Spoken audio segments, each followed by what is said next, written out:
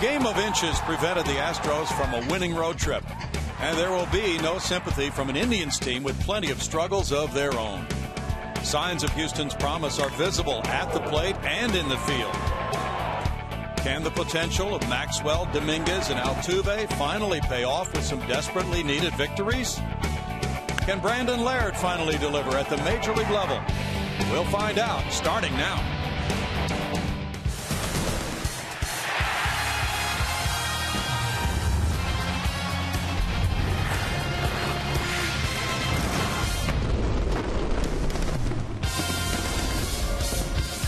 Live from Minute Maid Park in Houston, Texas, Comcast Sportsnet Houston brings you Houston Astros baseball.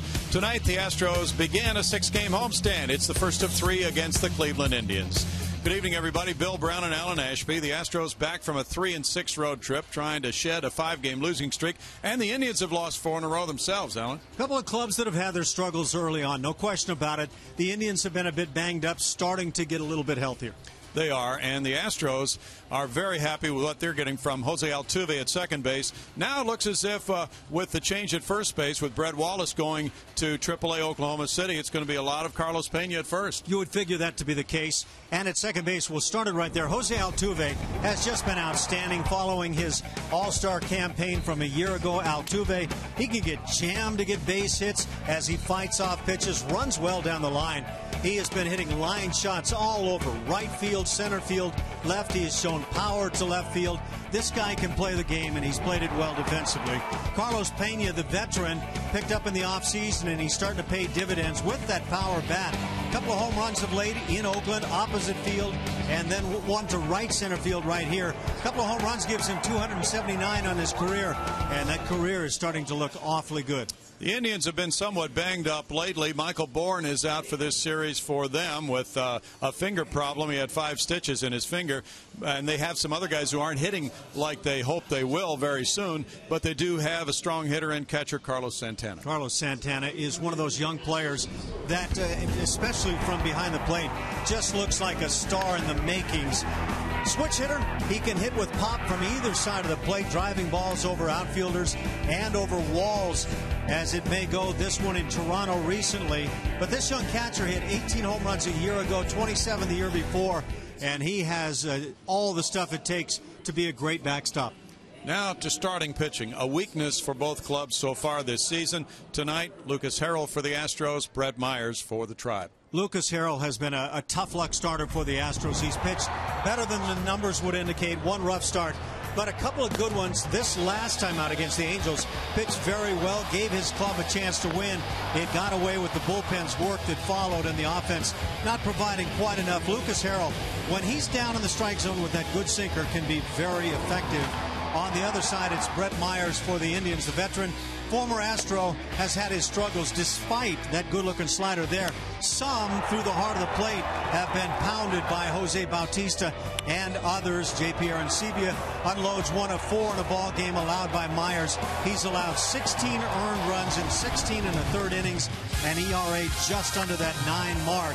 And so, obviously, the Astros have a chance tonight. Brandon Laird is back with the Astros. We'll have more on him with Julia Morales in just a moment.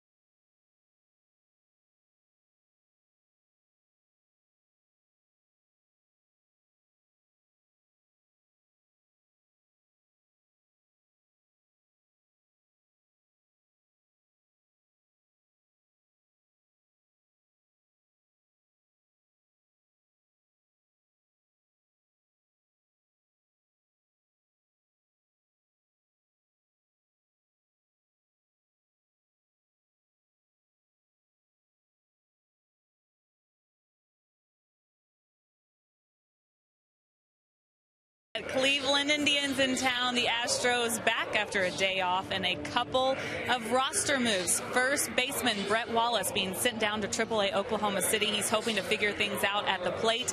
And with that, the Astros call up Brandon Laird. This guy scorched the ball in spring training. He said it was his best spring before the game today. And he also told me it was tough to be sent down to start the season, but it did not reflect on his numbers. In the spring, he was hitting .328. He had 5 home runs. Oklahoma City in the first couple of weeks hitting .353, 2 home runs there, and he led the club with 14 RBI. Bo Porter gave Laird a lot of credit, saying it takes guts to battle through what he did, being sent down like that and playing through it, holding his head high. He can also help this club by playing first base, third base, and he even told us a little bit of outfield.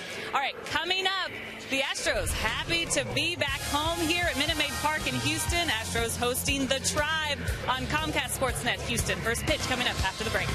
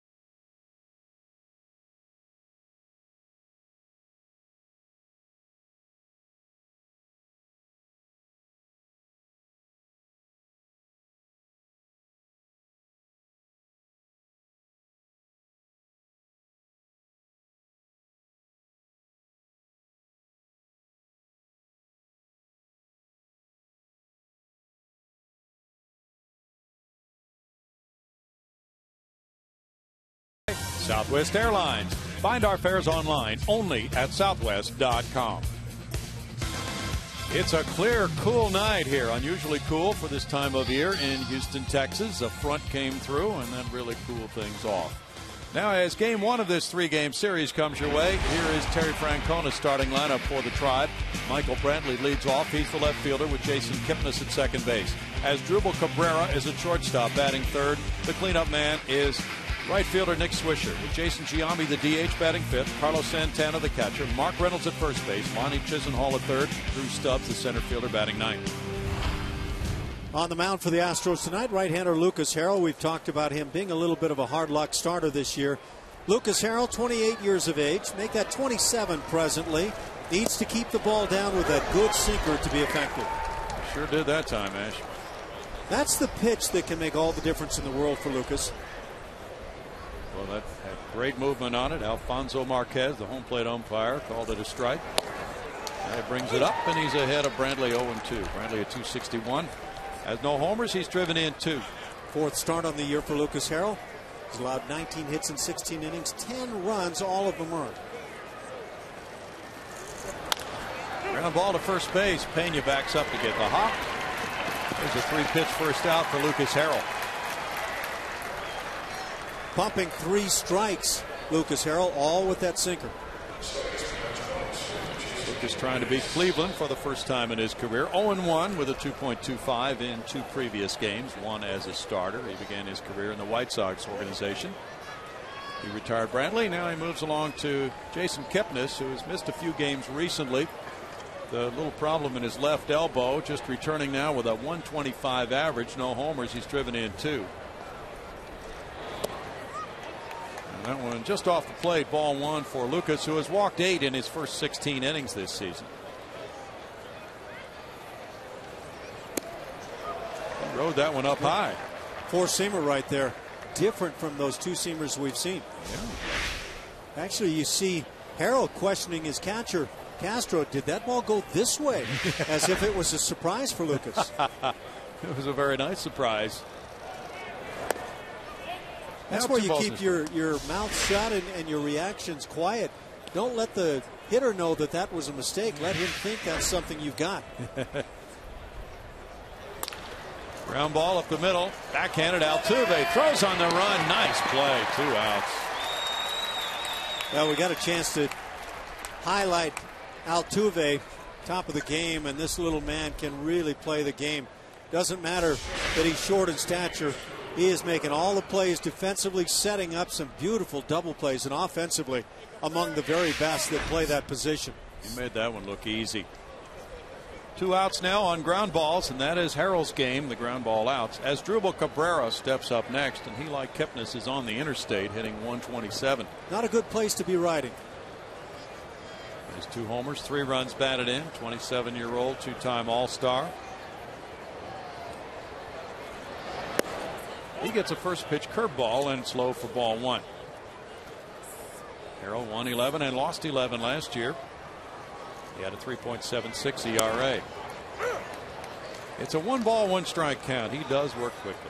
When you're hitting 127, you're not only on the interstate, you have just gotten onto that bad boy. Just barely off the exit ramp. It's a 2-ball, 1-strike count with Nick Swisher on deck. The Tribe has lost 4 in a row, just coming here after being swept by Boston in a 3-game series in Cleveland.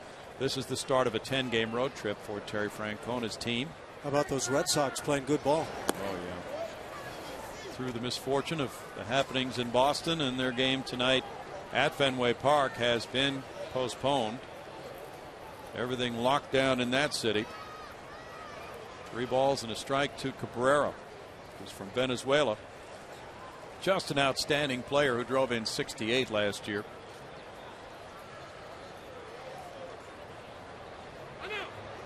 Time called. The Tribe is 13th in a 15-team league in runs scored, with 54 runs scored in 14 games. Cleveland's record 5-9 in the AL Central. That's lined up the line and into the right field corner. Cabrera heads for second base. Rick Ankiel digs it out, throwing in towards second, and it's a 2-out double for the Tribe shortstop. That's his second double of the year. Slider that doesn't do a whole lot, right through the heart of the plate, and pretty easy pickings for a good hitter like Cabrera, despite his slow start. One of the newcomers to this Cleveland club, Nick Swisher, will bat next. Swisher, coming from the New York Yankees as a free agent, checks in at 271 with 2 homers. He's driven in 6. Nick's 32 years old, Ohio born, from Columbus. And he went to Ohio State, son of Steve Swisher, who was a major league catcher and also a first-round pick. Here's ball 1. When the Indians were wooing Nick Swisher as a free agent, they brought some firepower into Cleveland on his visit. They brought the Ohio State basketball coach, the Ohio State football coach, Urban Meyer, and the former Ohio State football coach in the meeting. That had an impact on him, and then they pulled out, his wife was pregnant at the time, Ash, and pretty far along. They pulled out a little onesie for the baby with Swisher number 33 on it, and that pushed them over the edge toward a Cleveland contract. How do you say no to that? And if you do you have to give the onesie back? No, they're not getting it back. No matter what the decision. It's 3-0. Swisher, though, on a Yankee club last year, which was postseason bound, wound up with 24 homers, 93 runs batted in. Didn't hit a whole lot in the postseason, but he certainly helped them get there. There's the question would beg who for the Yankees did hit a whole lot in that postseason. Right. Well, the Tribe started slinging money around on free agents, and he wound up the recipient of a 4-year, $56 million deal. He went on that one, and not a good cut at all on a 3-0 count. 3-0 swing is supposed to be a very aggressive swing. Yeah, I don't know if the Yankees felt that he might have been slowing down a bit at this stage of his career, but the 93 RBIs that he had, second best in his career. He can play first base as well as where he is today in right field, and do some DHing. Jason Giambi is the DH today. He's another of the newcomers. Michael Bourne. So they have really conducted a remake of their ball club since last year. They spent a lot of money to do so after going 68-94, finishing 20 games behind the leaders. That's a walk to Swisher. Now Giambi comes up. Harrell got 2 easy outs, and now it's Giambi who's 1 for 8 in the early going. That one hit, a home run. That last pitch deemed to be just under the knees, but that's a great pitch and exactly where Harrell would like to keep himself throughout the evening. Giambi signed as a non-roster player on February 9th. He was on the 15-day disabled list this spring. Has 430 major league homers, 1,406 runs batted in. He's third among active players in both of those categories. Jason, 42 years old. He had an interview for the Colorado Rockies managing job this winter and wound up playing another year. In the dirt on ball 1. And reports here with the Indians that he has been everything you could ask for in terms of a person coming to the team. Good leader who in 2000 was the American League MVP for Oakland. He has just been a solid RBI man down through the years. Last year with the Rockies, he had only 89 at bats, did a lot of pinch hitting, hit 225, 1 homer, 8 runs batted in. So this move back to the American League should, with the DH, free him up for more playing time. He's a 5-time All-Star. Second round pick of Oakland in '89. Altuve's out in right field. It's 2-0 to Giambi. Now Harrell falling behind these hitters. This is 3 in a row, actually 4 in a row, going back to Kipnis. Lucas Harrell has shown a variety of strides to the plate here in the inning. Some quick, some not so much, with a high leg kick right there. But that's a good position to throw a heck of a sinker from. Get that arm high and roll over the baseball. That last pitch in question there, a little bit below the knees again, and that's a good problem. Popped up back behind the dish, and this will be back into the seats. Now that had to be the cutter. Maybe a little bit different than Harrell was asking about earlier in the inning, but looked like kind of that Mariano Rivera smaller version. Little cutter coming in on the hands of the left-hand hitter. Get a peek at that pitch. Watch this ball start to dart, and you can see a little bit of that slider type spin on the baseball. It's a late sharp break, isn't it? But it kind of stays on the same plane as the fastball, doesn't it, Ash? Yeah, it's very effective because everything else from Harrell sinks. So it's coming just a bit the other direction. Foul back. So it's 2-2 now. So that would be to counteract a hitter who's thinking about trying to reach out over the plate and hit that sinker. In particular, that left-hand hitter. You don't want to leave it through the heart of the plate. That last little tiny cutter right through the heart.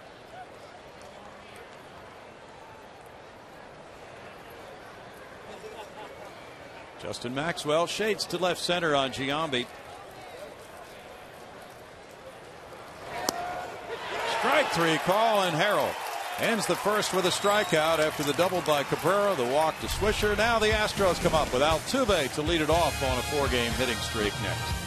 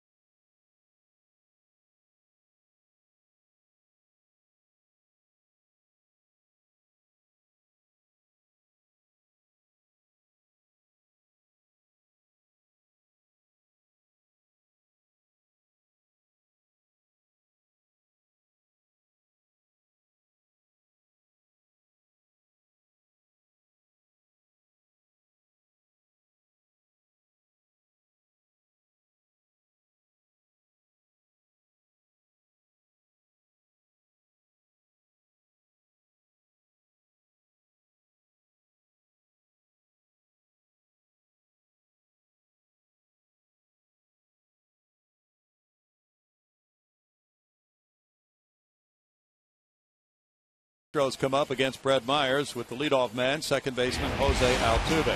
Followed by Justin Maxwell in center field, Jason Castro the catcher, Chris Carter the DH, Carlos Pena at first base, J.D. Martinez in left field, Rick Ankiel in right field, Matt Dominguez at third base, Marwin Gonzalez at shortstop.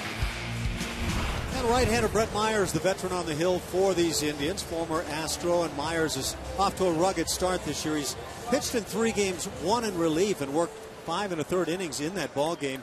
The other 2 starts, one against Toronto, one against the White Sox. That last one against the White Sox, and pitched actually quite well.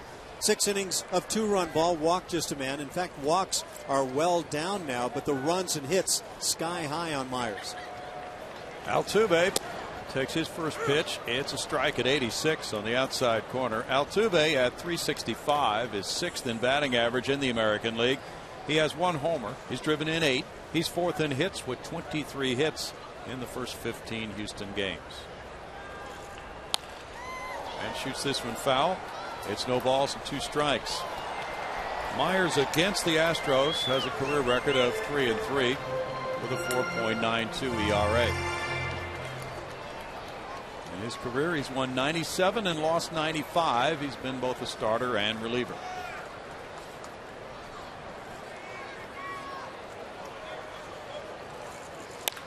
Bouncer back to Myers. He knocks it down. Takes care of out number 1. Over to Mark Reynolds.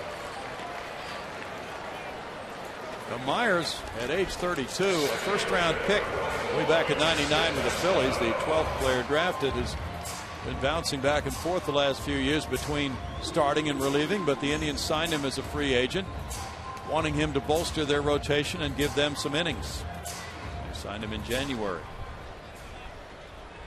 Justin Maxwell is next. 267 is his average. That includes 1 homer, and he's driven in 5. Strike 1 from Myers, who frequently leads off the hitters with a curveball. 267 for Maxwell, as we mentioned, but he's hit safely in 11 of the last 15 games.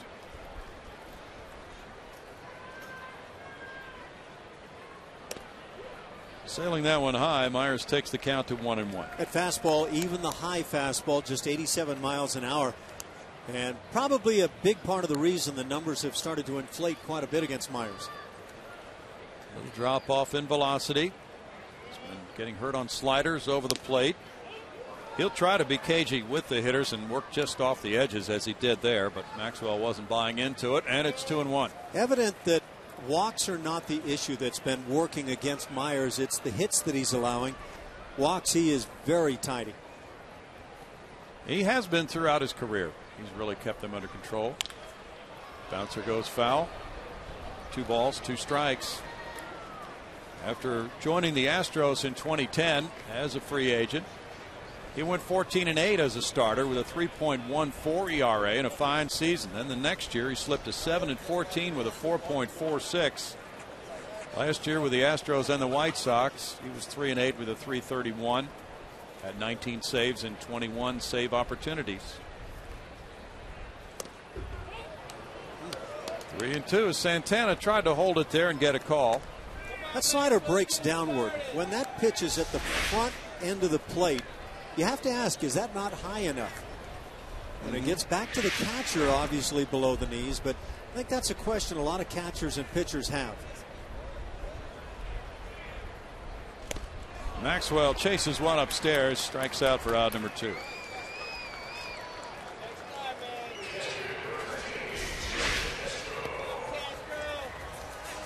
His last fastball left up. Maxwell swung through a couple of heaters up. Castro at 222 has a homer and 3 runs batted in. He hit that homer here to left center field into the Landry's Crawford boxes. He hit a few balls on the road trip to left center field that were caught on warning tracks. Pops this one up. And Cabrera, the shortstop, angles for it. Third baseman over into foul territory, and Chisenhall gets there to make it a 1-2-3. First for Myers, no score after 1.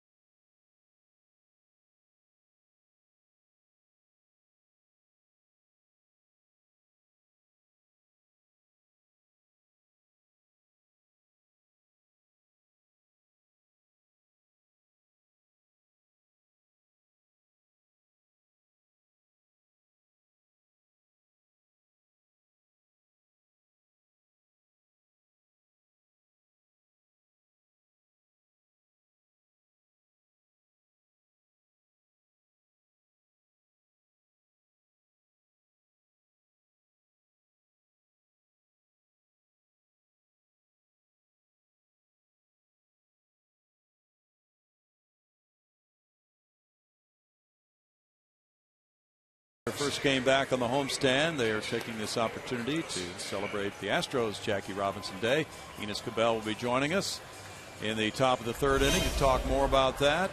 He was on the field along with Bo Porter, Dave Clark, Justin Maxwell, Wesley Wright, and Chris Carter for that ceremony with the Astros Urban Youth Academy, manager Darrell Wade, instruction coordinator Brandon Denton, and 4 of the Youth Academy members before the game.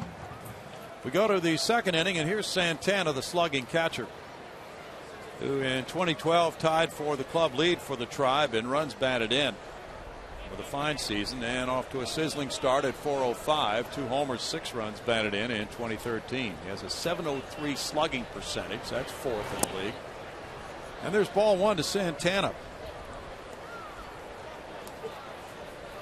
And he's just 27 years of age. And this guy, if he continues on the path he's on right now, has to be one of the game's outstanding catchers. Maxwell in center. One down for Harrell. Just a reminder, as you enjoy a cold one, to look forward to Miller time later in tonight's game, brought to you by Miller Lite.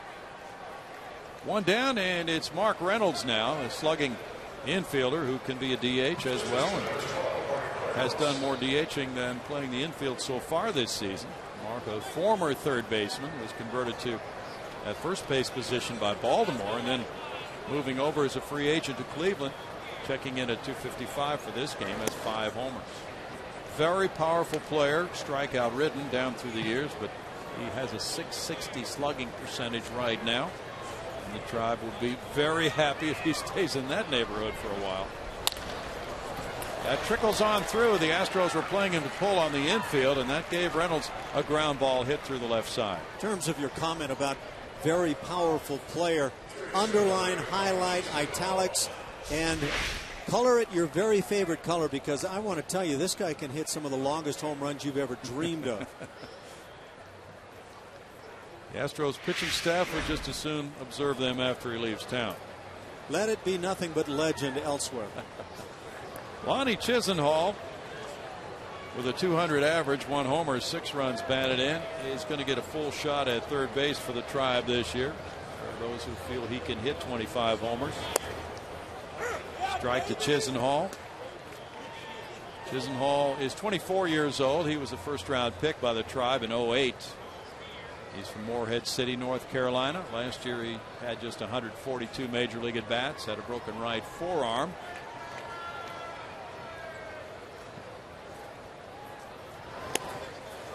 Chases that one, and it's no balls, 2 strikes to Chisenhall. Chisenhall has a .260 career average as a major leaguer with 354 at-bats.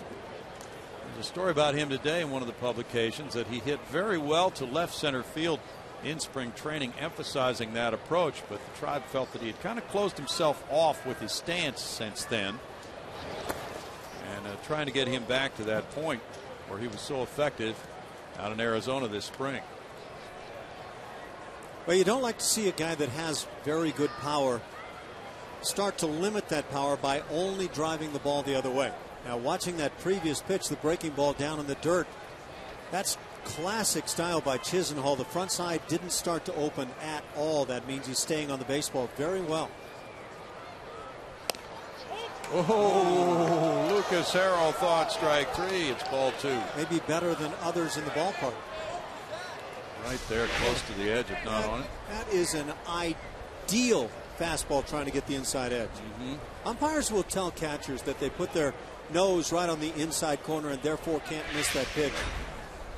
I never felt that that was an assurance that they were right when I was playing behind the plate. I actually think that as hitters will flinch and jump away, it sometimes happens with the umpires as well. You can feel that flinch. 2-2 to Chisenhall.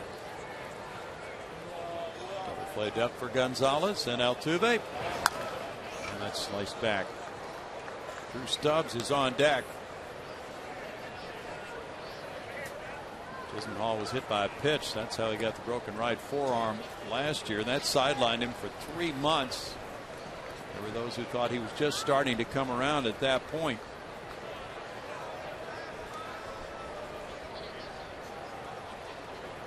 Indians will go on to play the White Sox and Kansas City on the road after this 3-game set. Fastball tied him up, and it's still 2 balls, 2 strikes. Harrell is showing a very strong willingness to come in with both the 4-seamer and a little cutter, but primarily trying to work that sinker down and away. But this is effective. You keep that hitter honest where he can't just look one way, and you got something going, despite the fact that Lucas Harrell is not going to overpower you. He's given up just 1 run in 2 of his 3 starts. Foul ball away, and the other one, he got hit hard here and lost to Oakland April 7th. He gave up 8 earned runs in 4 1/3 innings, walking 5 and allowing 3 home runs. But last time out, he atoned with a good start against the Angels on the road. Left with a 2-1 lead, got a no decision as the Astros lost it in the 9th 5-4. The one thing I will caution with that game where Harrell really struggled, it was against a red-hot A's team. He gets a strikeout. That's number 2 of the night for Lucas. He wins the battle with Chisenhall, now moves along to Stubbs. Just rides that fastball waist high. That's pretty good hittable zone, but Chisenhall unable to get the head to it after seeing the other assortment of pitches. Stubbs, the center fielder, in the absence of Michael Bourne, had been playing right field when Bourne was in center. 209 for Drew, no homers. He's driven in 3. Native Texan from Texarkana.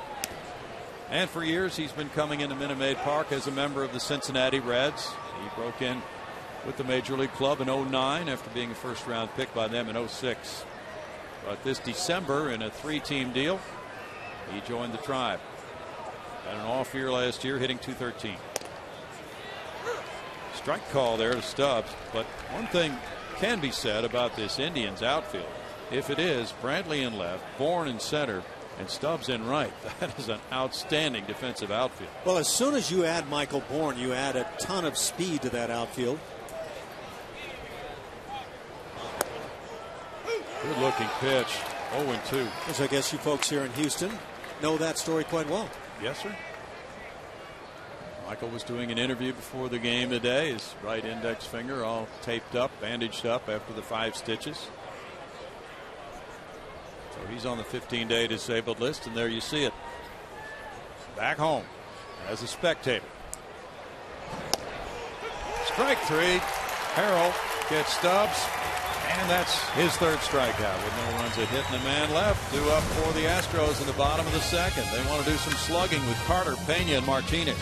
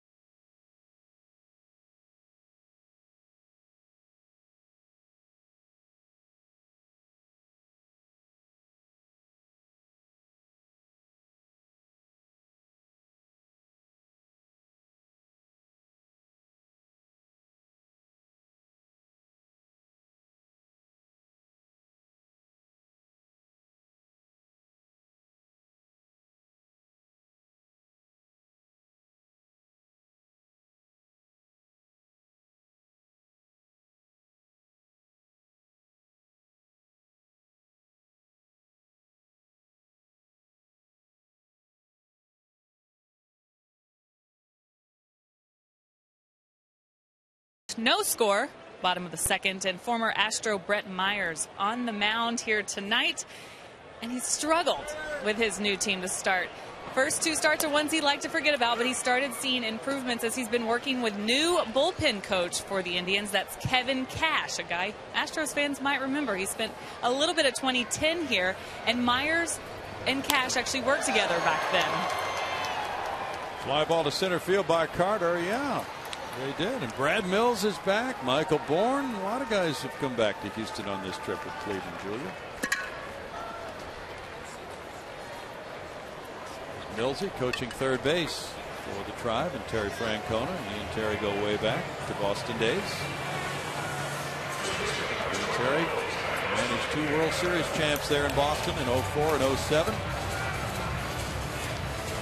Now Carlos Pena, he has some Boston connections himself. He grew up, and part of his childhood was spent in Boston. 250, 2 homers, 6 runs batted in for Carlos. He has some family back in the Boston area right now. They're safe and locked down for the moment. His sister's there. His parents have come from Florida to visit her.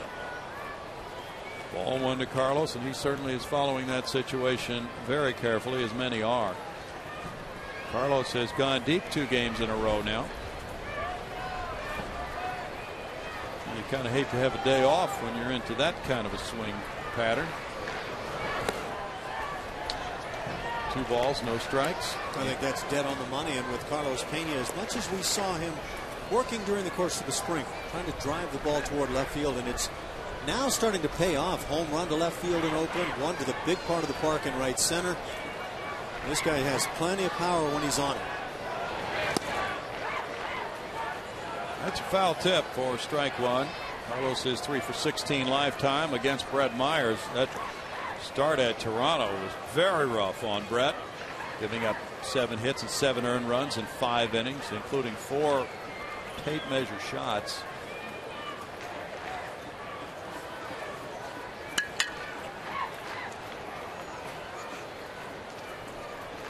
And he pitched April 9th out of the bullpen.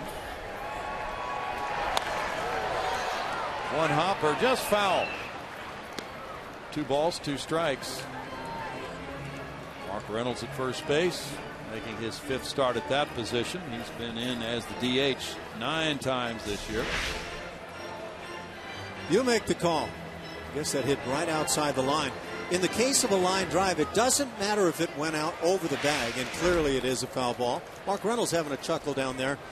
First base umpire Mike DeMuro chiming in on it. Chilly night in Houston. 2 balls, 2 strikes to Pena with J.D. Martinez on deck. Feels like we're back in Oakland. It really does. Well, the shift is really on for the Tribe. Chisenhall way over, as you can see, the only infielder, and he is far from third base. He's almost up the middle. 3-2 now to Pena. Kipnis out in right field.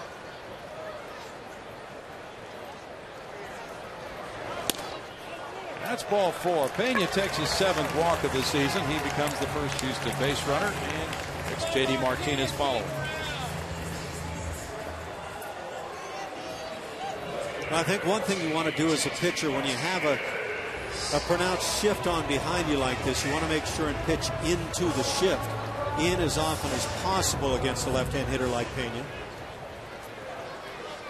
Cole Porter went to see the movie 42 yesterday. Thoroughly enjoyed it. He said he would give it 6 stars if he'd go that high. There's ball 1 to J.D. Martinez. 227, 1 homer, 5 runs batted in for J.D. That's on the 4 or 5 star chart. 5-star chart. Okay. He'd give it 6. J.D. has been playing an awful lot now. This is 12 consecutive starts for him. And he shoots one toward the right field corner. Watch this one fly off the bat of J.D. Martinez. A 2-run opposite field home run. Number 2, and the Astros grab a 2-0 advantage. Just give me a chance and I'll take advantage, and that's what J.D. Martinez says as he circles on in toward home plate, and the long ball continues to haunt Myers. That's his 9th home run allowed. And we're talking about 18 innings of work. There's something with J.D. Martinez, that power when he has shown it oftentimes comes the other way. Rick's riding it out pretty good. That's a very good swing to the opposite field. There it comes. Now Rick Ankiel has hit another one. This one goes foul. Just outside the right field line. It bangs off that facing there to the second deck, and it was almost back-to-back homers on consecutive pitches. And ain't been pinch hitting. I think that might have found a way to stay fair. Yeah, 2 pinch homers for Rick. And it's a 1-ball, 1-strike count. Rick with a 179 average, 3 homers, has 9 runs batted in, has a .536 slugging percentage. Nothing wrong with that. 2 balls and a strike. But JD makes it 2-0. It's the on-base percentage that has been a struggle for Ankiel. Yes. And that stands at 179. He has not walked. JD now with 2 homers, 7 runs batted in. Beats that one into the ground. It's a 2-ball, 2-strike count. Game number 16 for the Astros. They are 4-11, 5-game losing streak. Indians are 5-9. They have a 4-game losing streak.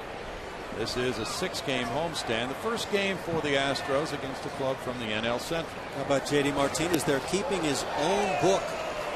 And I'd like to see what he writes this little portion of the chapter against Brett Myers. We can peek in there. Ronnie Cedeno could tell us. Our inside reporter, Ronnie Cedeno. I should have said the first game against the AL Central for the Astros. It's a shot to right field. And that one, when the line gets out, it is back-to-back homers. Martinez with a 2-run shot. Solo homer from Rick Ankiel, number 4, and it's 3-0. Like that pinch hit home run on opening day for Rick Ankiel. He gets a breaking ball right through the heart of the plate, left up a bit. And you're supposed to hit those hard. It doesn't always happen, but for Rick Ankiel, his teammates are going to find out he hits a lot of those hard. That's the way you want to do it. You get the hanger, deal with it. First back-to-back homers for the Astros in the young season.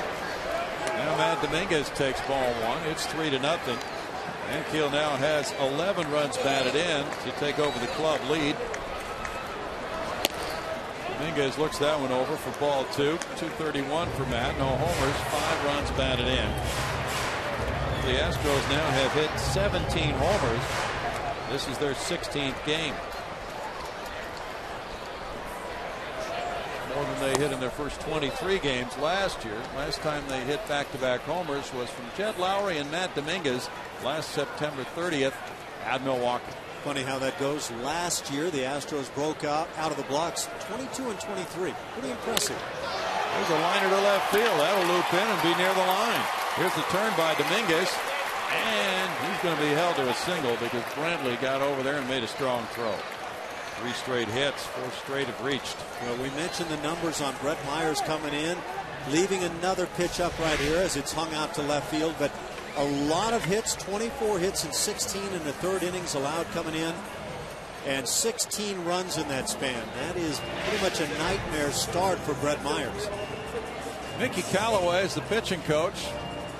You might accuse the Astros of hitting some Callaway drivers in this inning. They have teed off with Martinez and Ankiel, and now it'll be the number 9 hitter, Gonzalez, coming up next. Teed high. Flyers have 30 pitch first inning so far from Myers. Marwin Gonzalez at 313 has gone deep twice. He has 2 doubles and 6 runs batted in. The numbers are outstanding for Gonzalez, and even the numbers you don't see. The fielding at shortstop has been outstanding for Marwin. He has made some gems, and that combination with him and Altuve on the double play is just a thing to watch. 1 to Marwin.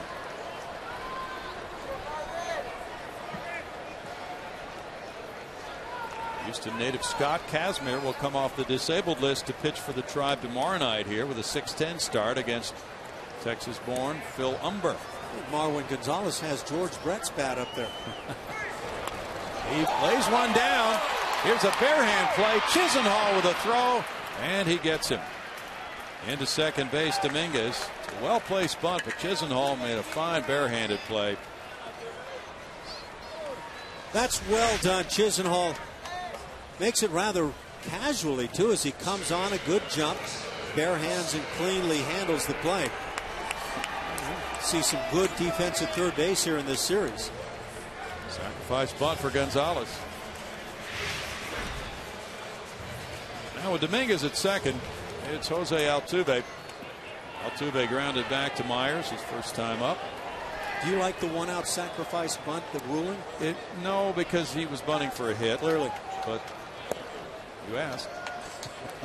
Well, I asked with the anticipation of that response. We've been around each other too long. Well, not enough yet, Bronny. Ground ball to the left side, backhanded. Cabrera with the throw, and it's a good one to get him. And the Astros get back-to-back bombs. Martinez goes to right field. Opposite field for him. Rick Ankiel, just about that same spot. He pulls his, and it's 3-0 Houston.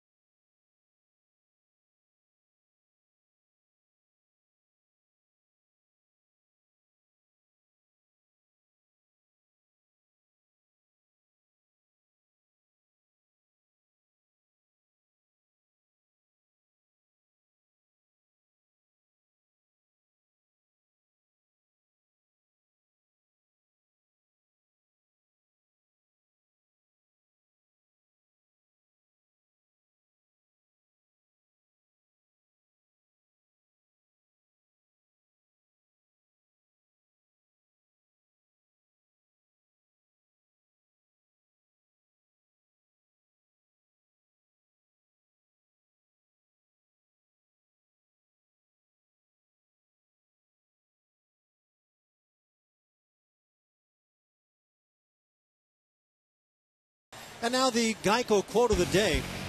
He knew he had to do well. He knew that the future of blacks in baseball depended on it. The pressure was enormous, overwhelming, and unbearable at times. I don't know how he held up. I know I never could have. That's from Duke Snider, teammate of the Dodgers, the great Dodgers of that time. Jackie Robinson, of course, the man he's talking about. And Enos Cabell joins us on Jackie Robinson Day in Houston. Lucas Harrell leading 3-0. Deals, and Brantley takes the pitch for ball one. You were on the field, Enos, celebrating this day in Houston. We've already seen that celebration in other ballparks when teams were on the road. First opportunity the Astros have had, though, to recognize that tremendous accomplishment. And now that you look back upon it many years later, what did that mean to you as you were a kid growing up? Well, it meant everything. A lot of people don't know my father played against Jackie Robinson. I didn't know that. Altuve with a brilliant play gets the out. Tell us more about that. Well, it was the early years. It was a lot of people don't know they had a black army back then. And my father played for the Black Army's baseball team, and they played against Jackie when they were in Fort Riley, Kansas, where I was born. And we became good friends after that. When I grew up and I started playing, Jackie would always come over and we'd talk about those things. And that enormous pressure, Ash read the quote from Duke Snider. Can you imagine going through that? No, I couldn't have done it. Me and Ash grew up, and we grew up in California. I don't know if I could have taken that, Ash. Well, I don't know how anybody took it. And obviously it took not only a great ball player in Jackie Robinson, but really the larger aspect, the great human being, to handle what he handled. Well, I saw the movie last Thursday in Atlanta with some friends of mine, and it was a lot about what Branch Rickey went through to get him there. And once he got him there, it only took us, it had to be a special type of person for not to fight back. And as me and Ash know, we had a lot of fights when we were playing together. Yeah, I don't know anybody that I've played with that I would say could have gone out there and just let it happen and be a man about things and not fight back. Yeah, the toughest thing to do was not to fight back, because if he would have, then it would have never happened. Line drive hit to right field. Ankiel dropped it. And, you know, with him, he's always thinking about throwing out somebody, but that's a one-out single. Yeah, because it would have been really tough, because if we watched the things that went on at that time, I don't know if anybody could have stood that pressure. Just saying, you can't fight back no matter what they do. Whatever they do, you cannot fight back. And I don't know too many people. I haven't played with anybody like that. And you can say all you want that words can't hurt you, but boy, they sting off the bat. Well, they did practically everything to him. I mean, it was, couldn't eat in the same places, all that stuff that went on. And it changed the world. I mean, it did. It literally, because Martin Luther King and everybody else, they didn't have to do that. Well, it was the world that had to catch up, because baseball took the lead at that point. Well, Branch Rickey was the guy, because if he wouldn't have done it and then Jackie wouldn't have succeeded, all of this wouldn't have happened. I don't think our world would have changed. It would have taken years probably for it to even start changing. One ball, one strike. Well, baseball has done so much for so many people, but sometimes people forget that momentous breakthrough. And it was ahead of legislation. It created social change. It created acceptance. And there were a lot of battles that people had to fight in the South with those segregated situations you talked about, and minor league ball, as well as, you know, throughout the land there at that time. Well, it even happened to me when I first started playing in the minor league systems. Certain places we would go, we would have to get off the bus and go to a different hotel, and that was in 1971. And I No mean, kidding. Yes, no, I never ran into that, fortunately. Thank goodness. Joe Morgan has talked about that with him in the 60s. Jimmy Wynn. Yes.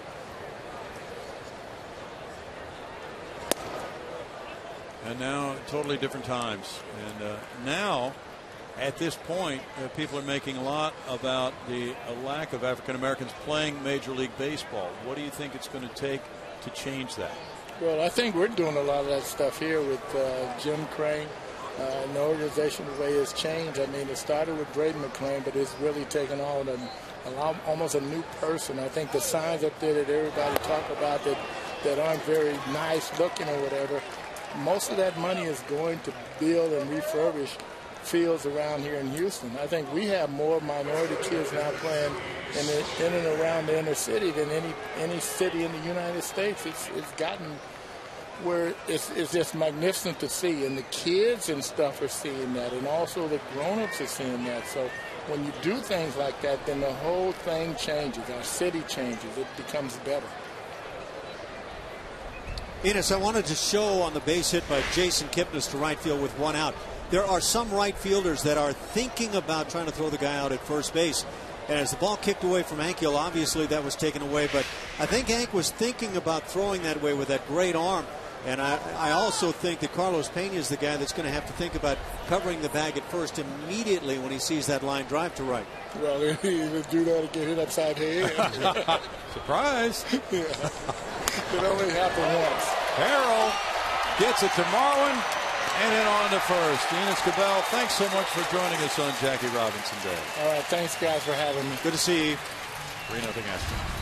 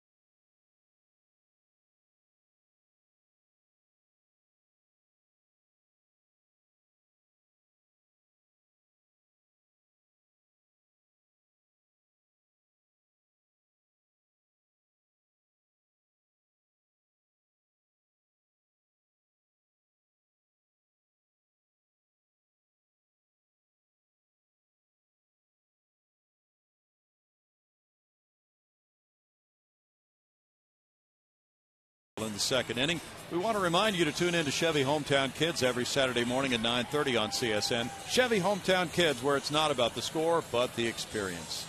3-0 ball game here, and Lucas Harrell had runners at first and second with one out. He started the 1-6-3 double play on the comebacker by Swisher. He's done that any number of times, Ash. Third time I can think of this year already for Lucas Harrell where he becomes a fifth infielder. Watch as he gloves this ball how he reacts. It looks like an infielder. That little sidearm throw after quick feet, and it just sets up the easiest double play possible. And yet so many times pitchers, after all the work they put in with pitchers fielding practice, trying to get that good throw to second base, they will perform it so differently. Just throw it up over the bag, and beautifully done by Lucas Harrell. Maxwell takes strike two. 0-2 to J-Max, who struck out in the first inning. Well, the pitcher is a fifth infielder. Should be. It makes all the difference in the world. And he has to worry about that mound, as you saw, when he steps. So that's a complication compared to the infielders, but still, he just treats it like being an infielder, doesn't it? Look, I didn't pitch, and so I don't fully appreciate all the difficulties of delivering a pitch full bore and trying to deal with the hitter and the balls coming back up the middle. But if you ask any pitcher, would you like to have a fifth infielder tonight, they'll say yes before you get the question out, and yet that fifth infielder is the man on the hill. Pitcher can help himself so much fielding his position. 1-2 for Brad Myers.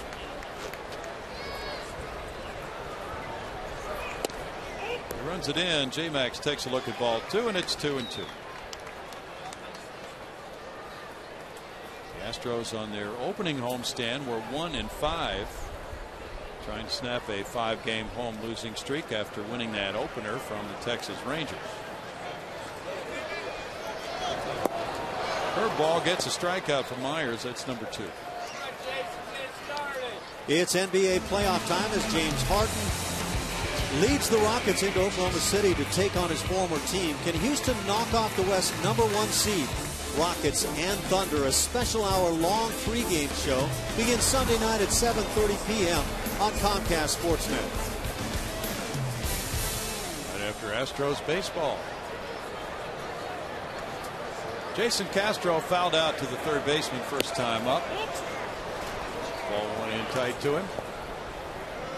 That Cleveland-Houston game, the third game of this series, will be earlier Sunday. Eric Bedard against Ubaldo Jimenez Sunday. With a 1:10 start, 12:30 for Astros pregame live.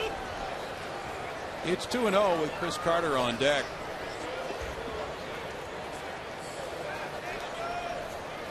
I don't blame teams for wanting to come in on the hands quite often on Castro, the way he's been driving balls the other way. See those pitches just kind of driving inward on Castro. He's a guy that, for me, is right on the cusp of becoming a very effective major league hitter. And I think a lot of his power is going to be the other way, at least to begin with. Well, he had 2 hits Wednesday.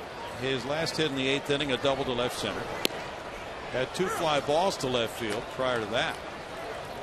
3-1. So he is displaying that power to that part of the ballpark. And I was joking with him tonight. I said, well, now you can hit it to left center in this park and left field. Where you want to do it. He was pitched inside that time, 3-2. Well, you can see that Brett Myers and the Indians have read the scouting report. Don't leave too many pitches out over the plate. Those fly balls you talk about in Oakland were deep drives. They were.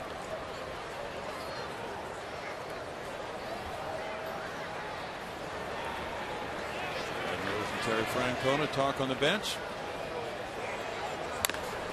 And again, the inside offering. So Myers is trying to stay away from that capability Castro has to extend his arms and drive the ball to left center field and left field. Just keep pounding in on that guy that can drive it the other way. That's exactly what Brett Myers does. And again, they'll come in. And Castro swings and misses. Here's Santana throwing to first to complete the strikeout from 2 to 3. The curveball works for Myers. It's been a real staple for him down through the years. Ball kicked away from Santana because he tried to glove it out of the dirt rather than utilize the body and keep it right in front. But still kept it close enough to be able to make that play. Good hustle by Castro going down the line. 2 strikeouts now for Myers, and it's Chris Carter batting. Carter hit a fly ball to center field.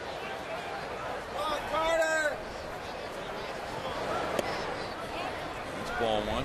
Tribe looking for big improvement in the starting rotation compared to production the Indians got last year from their starters. Overall, they had a 4.78 ERA, and that was last in the American League a year ago. It's 2-0. That's one reason they brought in Myers. They also acquired a talented youngster, first-round draft choice of Arizona, Trevor Bauer, in a deal over the winter. He's now in the minors. 2 balls, 1 strike. Kazmir rejoins their rotation tomorrow night.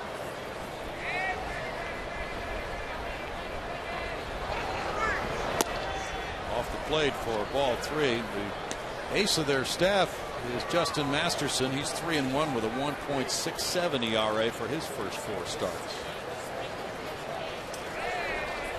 Carlos Pena's on deck.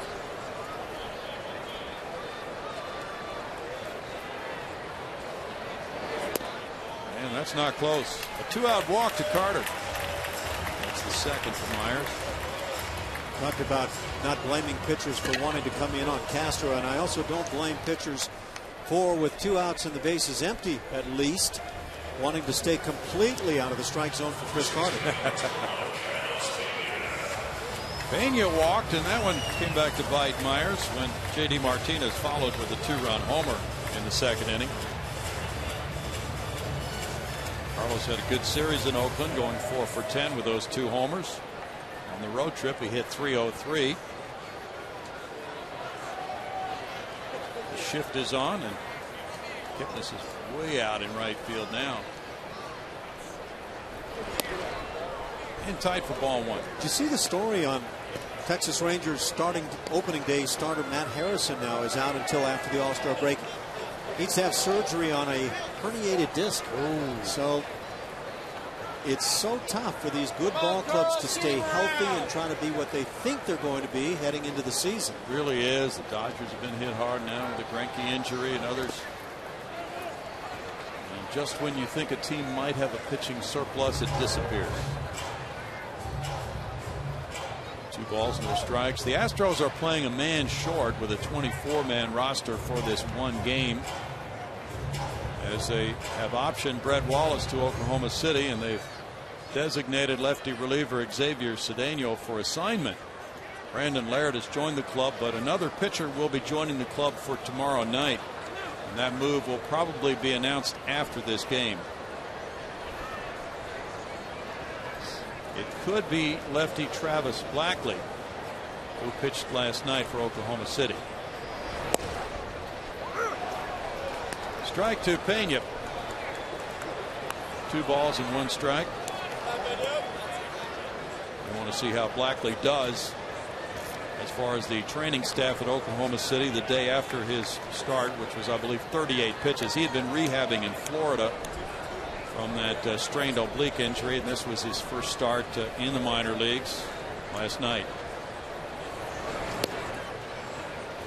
3 balls and a strike. The Astros would like to keep Xavier Cedeno in their system, but the process will have to play out to see whether he would be taken by another team or whether he would accept that assignment.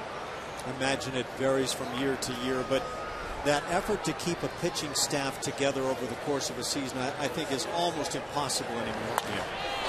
Fly ball hit out to right field. Swisher comes over. And in the third, it's no runs, no hits, and a man stranded. After 3, Lucas Harrell has a 3-0 lead.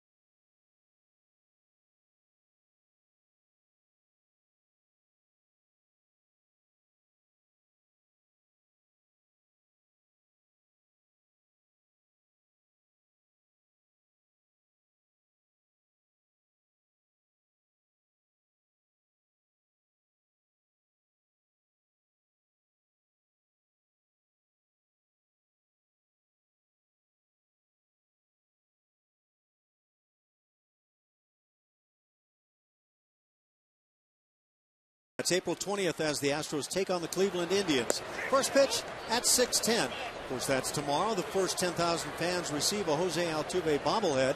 That's courtesy of Xfinity. Call 1-877-9-ASTROS or visit Astros.com to get your tickets today. Good looking bobble. That's tomorrow night. Scott Kazmir, local product. Philip Humber in a matchup of Texas-born pitchers tomorrow night. Altuve bobblehead, all kinds of angles for that one. A beautiful weekend in store, probably. 3 balls, no strikes now to Giambi with the 3-0 lead for Harrell. He struck out Jason looking with 2 men on in the first inning. That one moves to the corner and it's strike 1.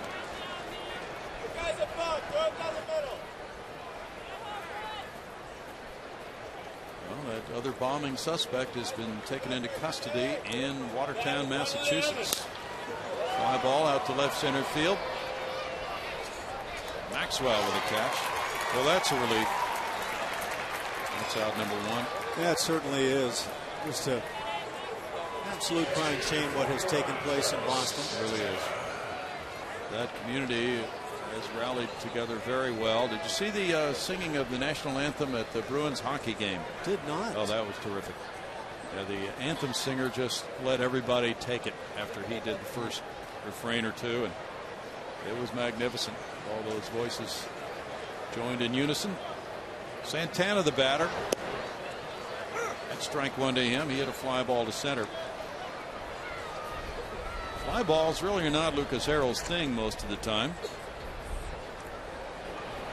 He's averaging 2 ground balls per fly ball so far this year. Last year averaged more than that. No balls, 2 strikes. A good looking curveball. He drops in for a second strike. That can be a good pitch for him. His changeup was good last year, but he set aside that task of working on his curveball this spring and concentrated on it pretty well. Pitcher-catcher combinations. Once you have forced a hitter to realize off speed, to consider off speed, fastball in the hands is so effective. And after the 0-2 count, that riding fastball up and in on the hands of a powerful hitter. Alfonso Marquez goes out to say something to Harrell about going to his mouth, apparently. Well, now I thought all pitchers could go to their mouth provided they followed it by rubbing the fingers on the uniform. If you're going to go to your forehead like that, you've got to wipe off. Okay. So that was a ball. There's 1 and 2 for not wiping off. Automatic ball. As the umpire detected that. Now 2 balls, 2 strikes. I wonder if that's going to leave Harrell feeling like he can't go to his mouth or to the facial area. Which you certainly can, based on the rules that changed, I think, last year. Just make sure you wipe off. Ground ball, foul for Carlos Pena. Pena playing first base. Brett Wallace headed for Oklahoma City if he's not there already, and the skipper was asked about that before the game tonight. He just said, well, we had talks about Brett Wallace and what was the best way to get him going, and we felt that the best way to do it was to send him to AAA and get him regular at bats, take him out of the major league pressure cooker as he does that. Well, I have to say, in Brett Wallace's case, it looked like it had gone past the point of being able to figure it out right here without hurting the ball club in the process. That's down for ball 3. It's 3 balls, 2 strikes. Very tough start for Brett. 17 strikeouts, 24 at bats. So Brandon Laird is here. And what a spring he put together. He really did. And start to a season on the minor league level. He was hitting very well for the Red Hawks. That's pulled foul. The Astros are in this shift, and you've seen a lot of it if you've been watching Astros baseball through the first 15 games of the year. Baseball Info Solutions came out with a stat that the Astros have put together 52 infield shifts so far this year. That's tops in the major leagues. The Cubs are second with 44.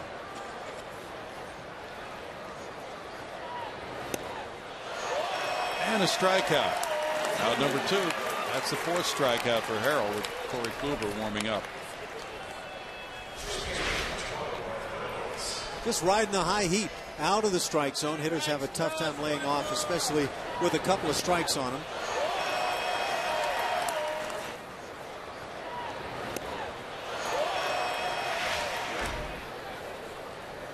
Mark Reynolds singled to left center on the ground. There's strike one to him. Altuve playing right up the middle now. He's going to move about 4 steps to his left, as you can see where he has moved to. I like the way Harrell has moved it around. I like his pacing, his defense. Does a lot of things well. 1 ball, 1 strike. Comes with a changeup on a dangerous and extremely dangerous Mark Reynolds. A guy that will strike out a ton. High risk, high reward guy, isn't he? That's exactly what he is. But his home runs keep him valuable for clubs. They really do.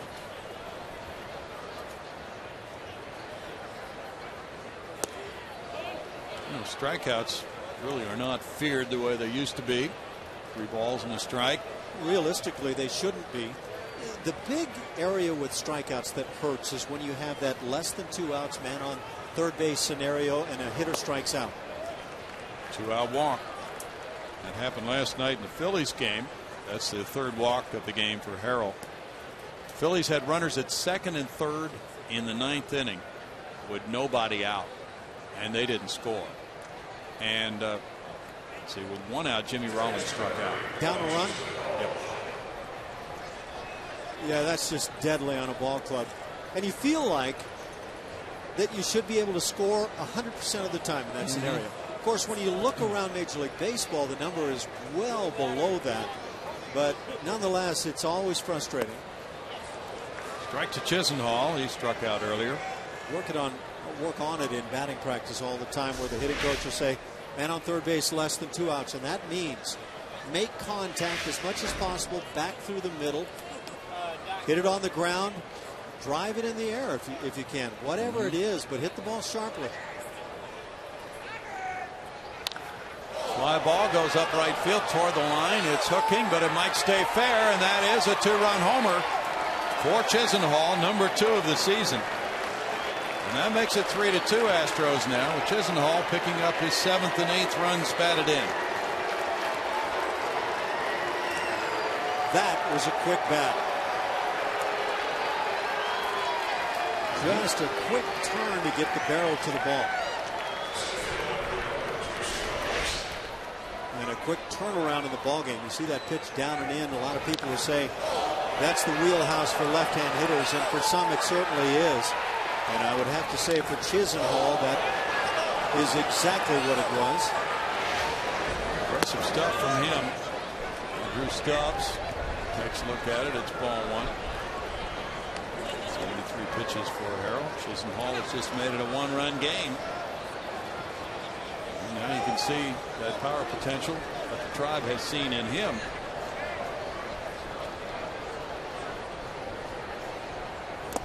Stubbs looks at that one. It's a 2-ball, no strike count. But this Stubbs trade, it's worked out well for Cleveland, that he can be a center fielder, and he has been throughout most of his career. Now playing center with the injury to Michael Bourne, but then in right field he brings all that center fielder's range to that position, and he really patrolled center quite well for the Reds. 2 balls and a strike.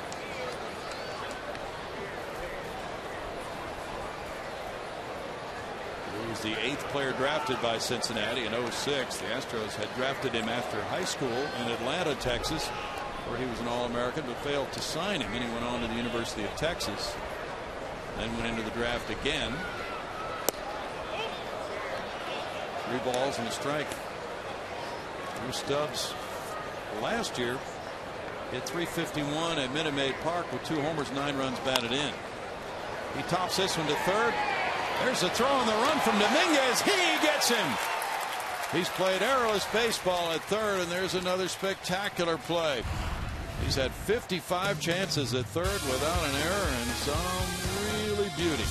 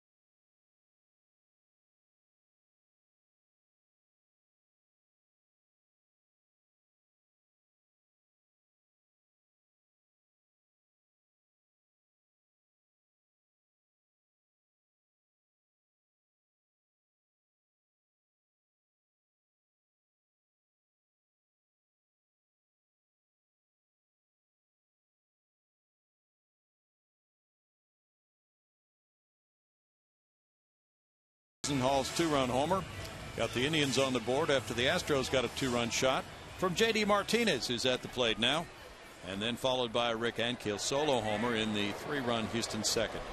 Martinez followed the Pena walk with his blast to right. Looks this one over, and there's strike one to J.D.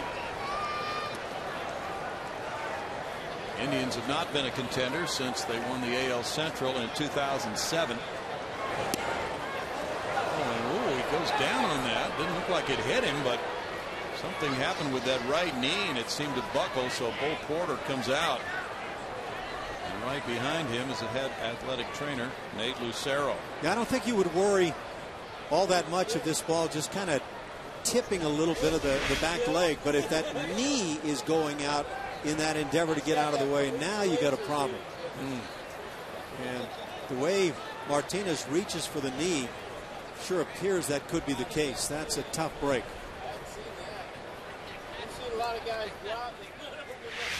It's a lot of movement you want to stay away from as a hitter if you can. Try to keep that front side closed as you land. I don't know if that smile can be read into. Reaching back behind the right knee, Nate Lucero is, along with J.D. Martinez. Now assistant athletic trainer Rex Jones joins in.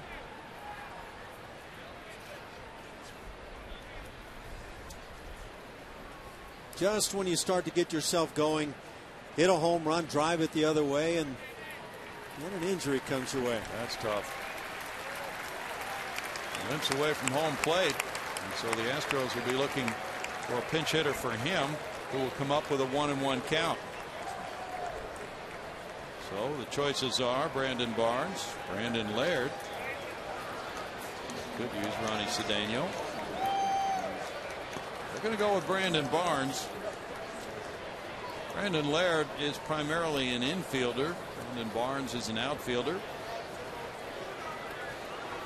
So this would set it up for Brandon Barnes to pinch hit and then stay in the game and play left field while J.D. Martinez gets treatment. Brandon Barnes got a chance to do old homework a couple of times out in California. Once in Southern California where the family was. A little more family up in the Oakland area. And he played well. He sure did. And he endeared himself to his teammates by treating them to In-N-Out burgers. Well, that'll win a team over any time. That's a big burger out in California. Is it? Apparently. Did you grow up on those? No. I was in another era of burgers. Okay. It was a pre-In-N-Out burger era. I have my own personal fave. What's your favorite? Well, free commercial break. You're good? Yeah. I'm a Five Guys guy. Okay. What about you? Never heard of it. Brandon Barnes, 294 with no homers. And here it's a 1-1 count. Curveball makes it 1-2. You big on the In-N-Out? Just anything, huh? That's quite an endorsement. I'll take anything. The only In-N-Out burger I ever had was given to me by Jose Vizcaíno on an airplane. It's a liner to left center field. Brandon Barnes comes out of the chute. He didn't have much time to prepare for that at bat, but rang out a double to left center field. Just as we promised earlier in the game, it's Miller time, brought to you by Miller Lite, showing you the Martinez and Ankiel back-to-back homers in the second. J.D. Martinez got it started with a blast to right field. Of course, that would be his only at-bat of the night that came in the second inning. Made it 3-0 at the time. Make that 2-0. Rick Ankiel followed with one of his own.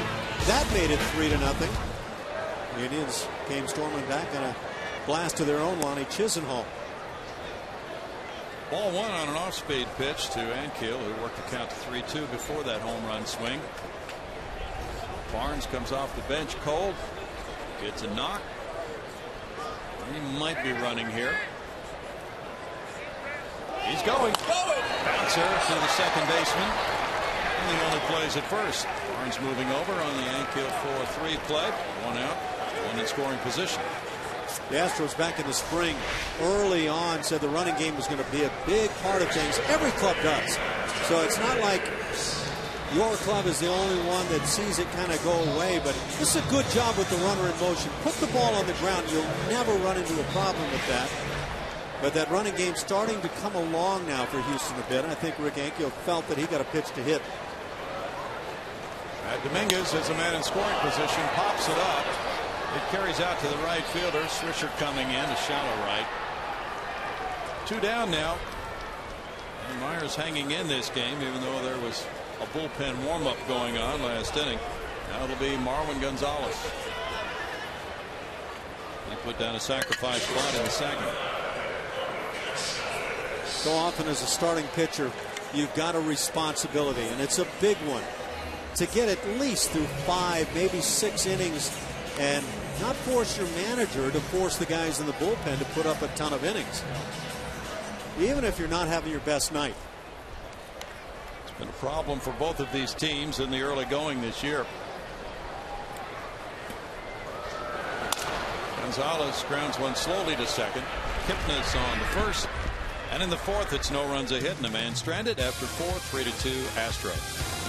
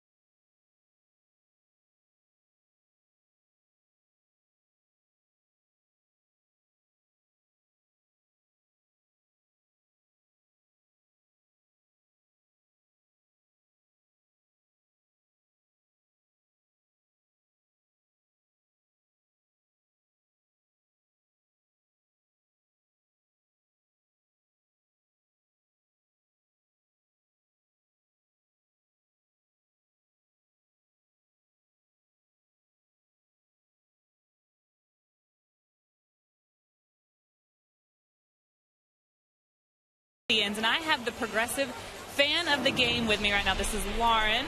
She said her favorite player is J.D. Martinez, so she really hopes that he gets well, right? Are you having a good time? Yes. Yeah, she's just cold. Here you go, sweetie. Here is your sweet package of goodies. Have a good time at the game. All right, fans, if you are coming out this weekend, Minute Maid Park is encouraging you that you can donate items in order to aid relief to those that were affected by the fertilizer plant explosion in West Texas. They're taking donations outside of the ballpark. So you can bring anything from toilet paper, gift cards, anything you can think of. They're taking donations, guys. Thanks, Julia.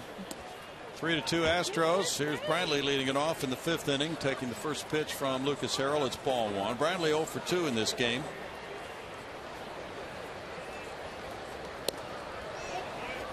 It's a 2-ball, no strike count for Harrell. The items most requested by the relief effort are new diapers, wipes, gift cards for grocery stores or home supply stores.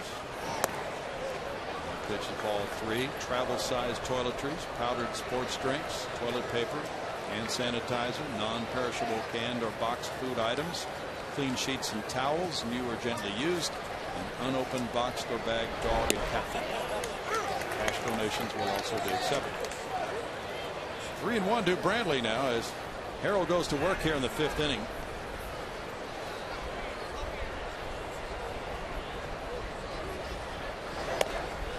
And that's a leadoff walk. Brownie, did you see what they did involving me in between innings here? They yes. Had a fan try to guess what was my rookie season, and I'm honored and offended all in one shot here with this one. The fan got it right. It was 1999 as far as you know. Right. Come on, pal. How about that fan getting that right? That's just hideous. Should we subtract 26 years from your estimate? It's some figure is going to get subtracted. Jason Kipnis, the batter. We're not to turn back the clock night yet, Ash. Wow, did they turn it back? 1973. What was your rookie year? I don't remember. Do we have a baseball card to commemorate? No. Baseball one. Well, how old were you when you saw your first major league game? When I saw my first major league game? Yep. I was 9, I believe. Could have been 8, but I believe 9. Coliseum in Los Angeles. Pittsburgh Pirates in town against the Dodgers. Vernon Law going to the hill. Nice. He won and homered. Were there any moonshots that day by Wally Moon? You know, I don't recall if Wally Moon hit a moonshot. That meant that he hit a home run to left field to the short porch over the big screen. I believe it was, what, 90 feet high? Sounds about right. 60 feet. I don't know what it was. Way up there. It really was. Bill Brown's in his 27th season as we speak. Veteran of over 30 years of broadcasting Major League Baseball games. I don't see how those two come together. Oh, a 27th year with the Astros. That means a whole lot of years before that. So Bill Brown goes back a little bit before me. But well, how many years would you say you spent in baseball in some capacity? Oh, goodness, I've never stopped to count it. But 1969 was the year I signed, went to rookie ball, and realized they weren't going to send me home real quickly like I initially thought. So you've been in the game continuously since 1969. That's 44 years. No, not exactly continuously, so you can shave that number a bit, but most of that time, yes. Wow. This is the 9th 3-ball count. So Lucas Harrell's pitch count is up there higher than where he'd like it to be at 86. 44 balls and 42 strikes. That is not the normal ratio when Lucas is pitching well, but he has the lead and very competitive tonight. He has followed up one of those 4 walks with a 1-6-3 double play ball. And he can do that with anybody in baseball from what I've seen.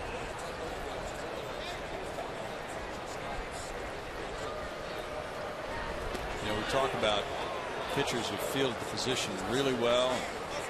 I think the last time we talked about it, we threw out the name Mike Hampton, but here's one for you, Jim Cott. Well, he won a lot of Gold Gloves. I know that. And I know that Greg Maddux won a slew of those Gold Gloves even while Mike Hampton was pitching. But for me, the best I've seen on the hill, Mike Hampton.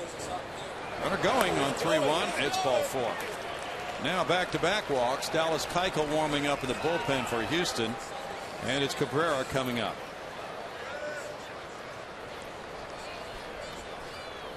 Now, don't go and call and send cards and letters to Greg Maddux and Jim Cott, because I know they were great. But that just says what I thought of Mike Hampton. He was just spectacular. Really good.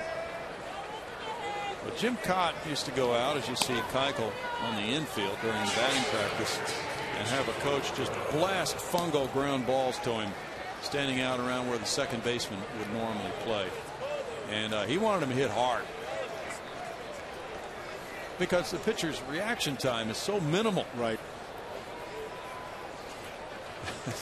Doug Brocail oftentimes has a little light remark. Oftentimes when he goes to the mound, it's not about some big technical problem with delivery. Thank goodness, because that doesn't wear well out there. What does wear well out there? I think when you can get a guy to relax enough to fall back into understanding what he's doing wrong, what he needs to do right now, what the focus is for the moment. Sometimes it comes with a laugh. Sometimes it comes with just a comment that is directed exactly at that point. But you start getting technical with arm slots and all kinds of things, and it's spin the eyes around time. In the dirt for a ball. Now 1-0 to Cabrera, who has a double and a walk tonight. Cabrera led American League shortstops in OPS and slugging last year.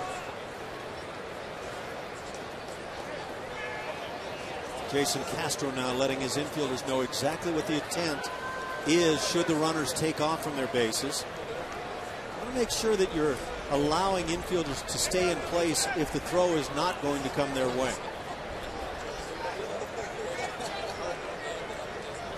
Nick Swisher's on deck. Ground ball slowly hit. Altuve with the toss. Marwin Gonzalez up and over. Outstanding double play as Gonzalez went airborne. 4-6-3. Brantley to third.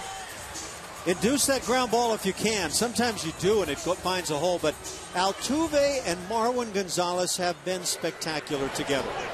And Altuve sets this up numerous times now with that little underhand toss right on the money, and that enables Gonzalez to do whatever he chooses on the play. 2 outs now, and it's Nick Swisher. You know, you find a ton of 6-4 threes and 5-4 threes, but 4-6 threes just don't happen as often. But they have been with the Astros, and maybe the direction that the ball has been hit playing into that. But I would tell you that Jose Altuve is just doing a terrific job setting up that opportunity. Their timing was just perfect on that, because the shortstop needs the ball as he's crossing the bag so he can go airborne with pressure from the runner Kipnis. And Gonzalez was able to go up and over the sliding Kipnis in time to avoid disrupting that throw to first base. And might I add to that, everything there is true. Marwin Gonzalez has played very well at shortstop in every aspect. Doing a nice job. And I would say doing everything a guy can do, a young shortstop can do, to be able to win that spot. He's played well. Nick Swisher has a walk and a double play ball. He gets a curve for strike one. Swisher is a switch hitter. So is the catcher Santana. So is Cord Phelps. The backup infielder is on the bench tonight. And so is Asdrubal Cabrera. 4 switch hitters on this Indians club. Ooh. 1 ball, 1 strike. Harrell's at 91 pitches. He threw 112 in his second start of the year here against Oakland.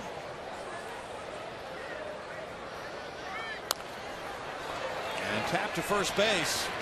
Pena with a toss.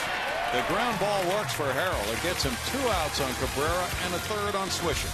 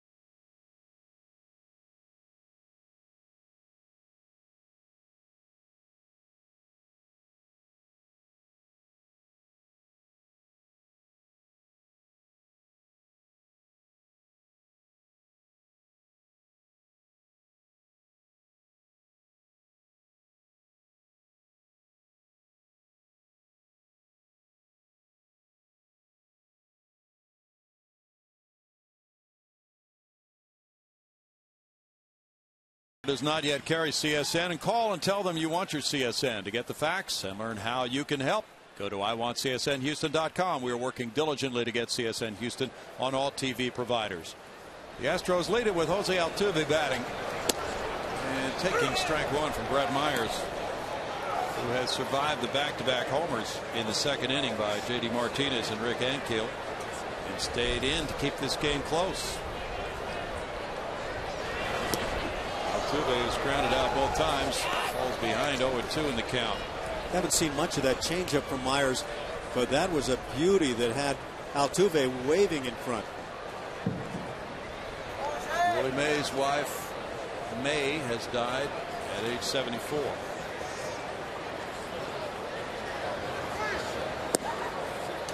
One ball, 2 strikes with Maxwell and Castro due up in the home 5th inning.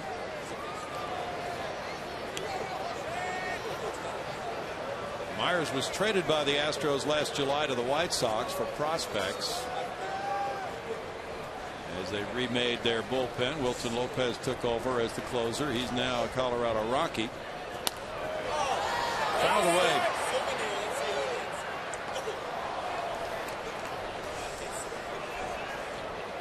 On the opening homestand, the Astros scored 17 runs in 6 games. They hit 199. They walked 9 times and struck out 74 times.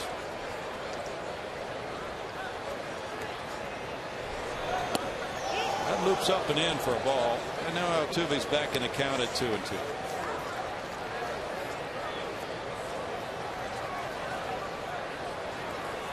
Porter's club fought back in that loss 7-5 at Oakland on Wednesday, coming up with 3 in the 7th and 1 in the 9th. There's a shot off the mound, past the diving Kipnis into center field. Altuve has a 5-game hitting streak. This guy can play the game. There is just no doubt about it. What I've been able to take in watching Altuve this year, including spring training, there was nothing fluky at all about his nomination to the All-Star squad a year ago. No. Now the training staff is coming out on Myers.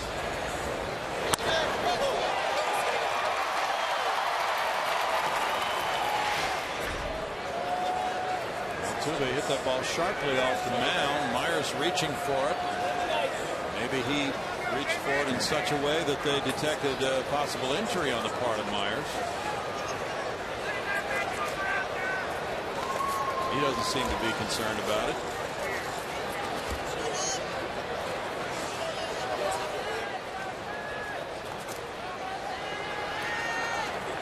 Seems rather nonplussed about what's being discussed. Certainly does. I think basically, like most pitchers, he's trying to say, give me a chance, I'm ready to go further. Terry Francona is drawing rave reviews for his work in the clubhouse as the new Cleveland skipper. Players love him, don't they? Yeah. They do. He ran into problems in Boston and did TV analyst work for a year. And now back very eagerly accepting this Cleveland opportunity for a club which once employed his father, Tito Francona. Was Terry known as Tito because of his dad? And word is that he communicates with players very well. Maxwell has struck out both times in this game. Myers with a throw over to first. Indians had some bullpen action going earlier in the game, but Myers has stayed in to throw those 71 pitches. 40 have been strikes. Jason Castro is on deck.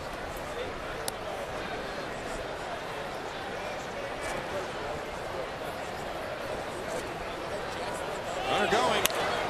Popped up. Altuve sliding into second. Now he's rushing to get back to first base. And here's a throw by Reynolds. Not in time. He barely made it ahead of the throw to Kipnis by Reynolds.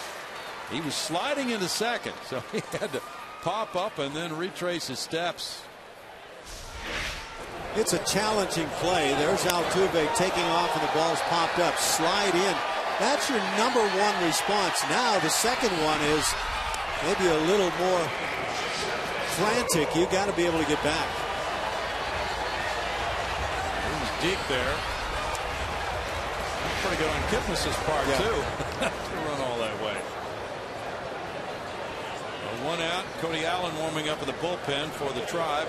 Jason Castro is 0 for 2. Altuve's running again. Here's the throw from Santana on a hop, and he steals it.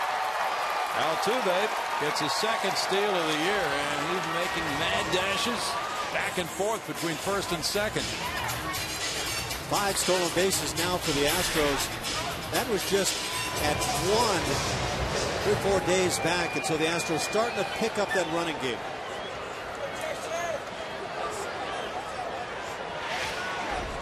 Altuve steals his way into scoring position. He had been running on the previous pitch, so the Astros were determined to get him to second, and now he's there with an 0-1 count on Castro.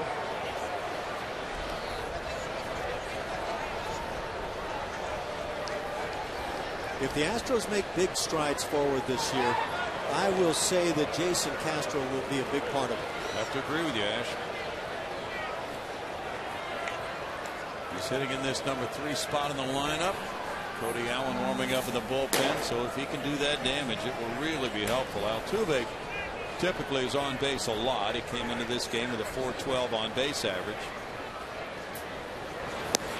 He's out in front of that off-speed pitch, 0-2. And the other thing that's been happening is Marwin Gonzalez or Ronnie Cedeno, batting ninth, have been getting on base. So if it's turnover time and not just the beginning of the game, Castro could wind up with a lot of base runners when he comes on. Reiner Cruz getting loose. It's earlier than normal for Reiner. Myers gets a strikeout. Santana checks the runner at second and completes the strikeout. 2-3, 2 outs. Strikeout number 4. You know what I would probably tell Brett Myers is you've got a better changeup than you may realize. Yeah. He's gotten some weak swings on this pitch. Each one has been a swing and a miss, and a pitch that he might want to consider being a larger part of the repertoire. He may be throwing him more often tonight because he's been getting hurt on his slider. Whatever the reason, he's been effective, and now it's Carter batting. Carter flied to center and he walked. Popped up.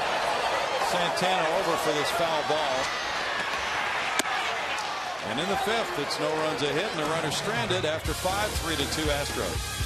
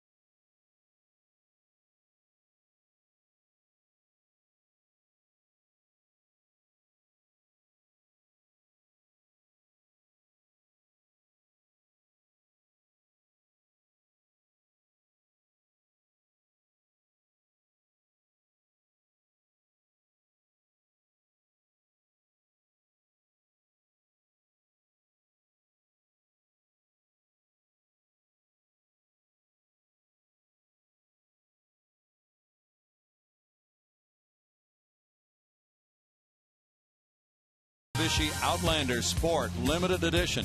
Visit MitsubishiCars.com/tomorrow. And the Chipotle Chicken Combo is back for a limited time at Jack in the Box. Try one today with fries and a drink for just $4.99 plus tax.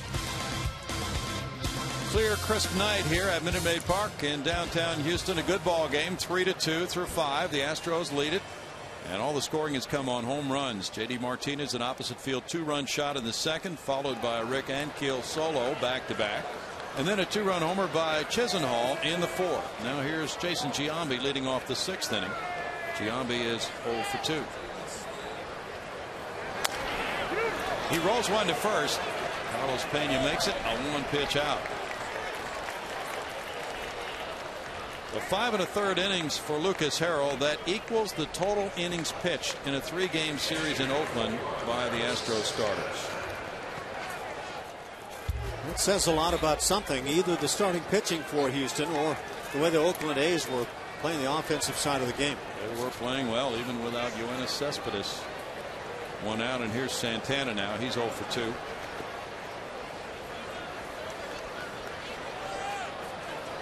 He tied for the club lead last year in runs batted in, showing bunt and taking strike.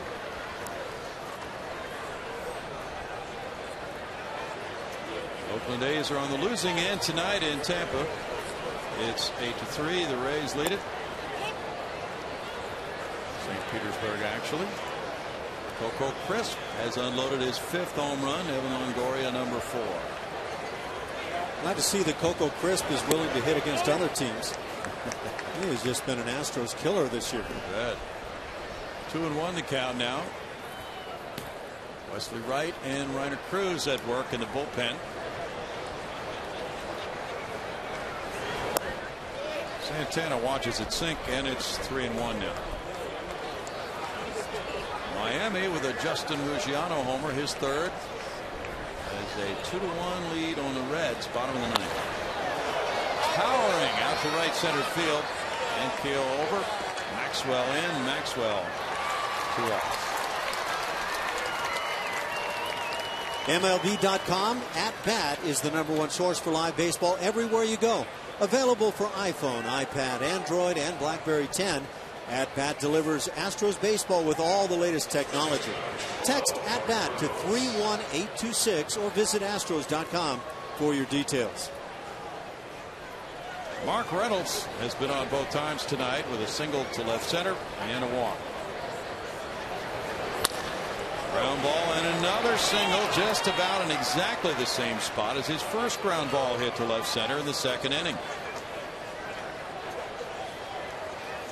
Well, he's found that big gap on the left side between the shortstop and the bag. And just like in the 4th inning when he reached with 2 outs and nobody on base on a walk, that one led to a big 2-run home run by Chisenhall. Infielders at the mound, Pena and Altuve. 99 pitches in the books for Harrell. He has a runner at first. 2 outs for Chisenhall. He hit that 2-run homer. And pitch down and in after striking out. Rangers are shellacking the Mariners 7-0 in Texas, bottom of the 5th inning.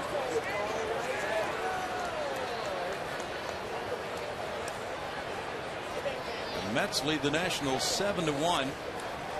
They're in the middle of the 9th inning. 100 pitches now for Harrell. The next one will be number 100.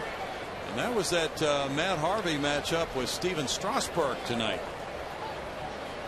Now both Porters coming out.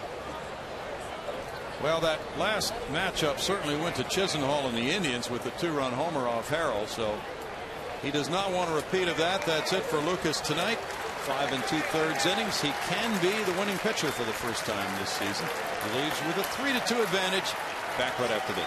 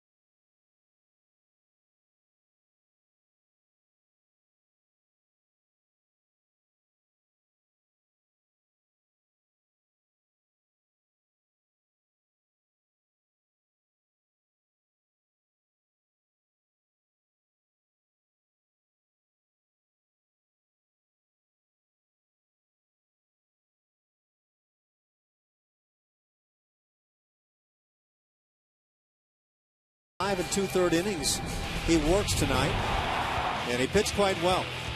Despite 5 walks along the way, he spotted the fastball well at the knees as he struck out 4. Big play as he starts a double play with that quick reaction on the hill and a nice toss over the bag.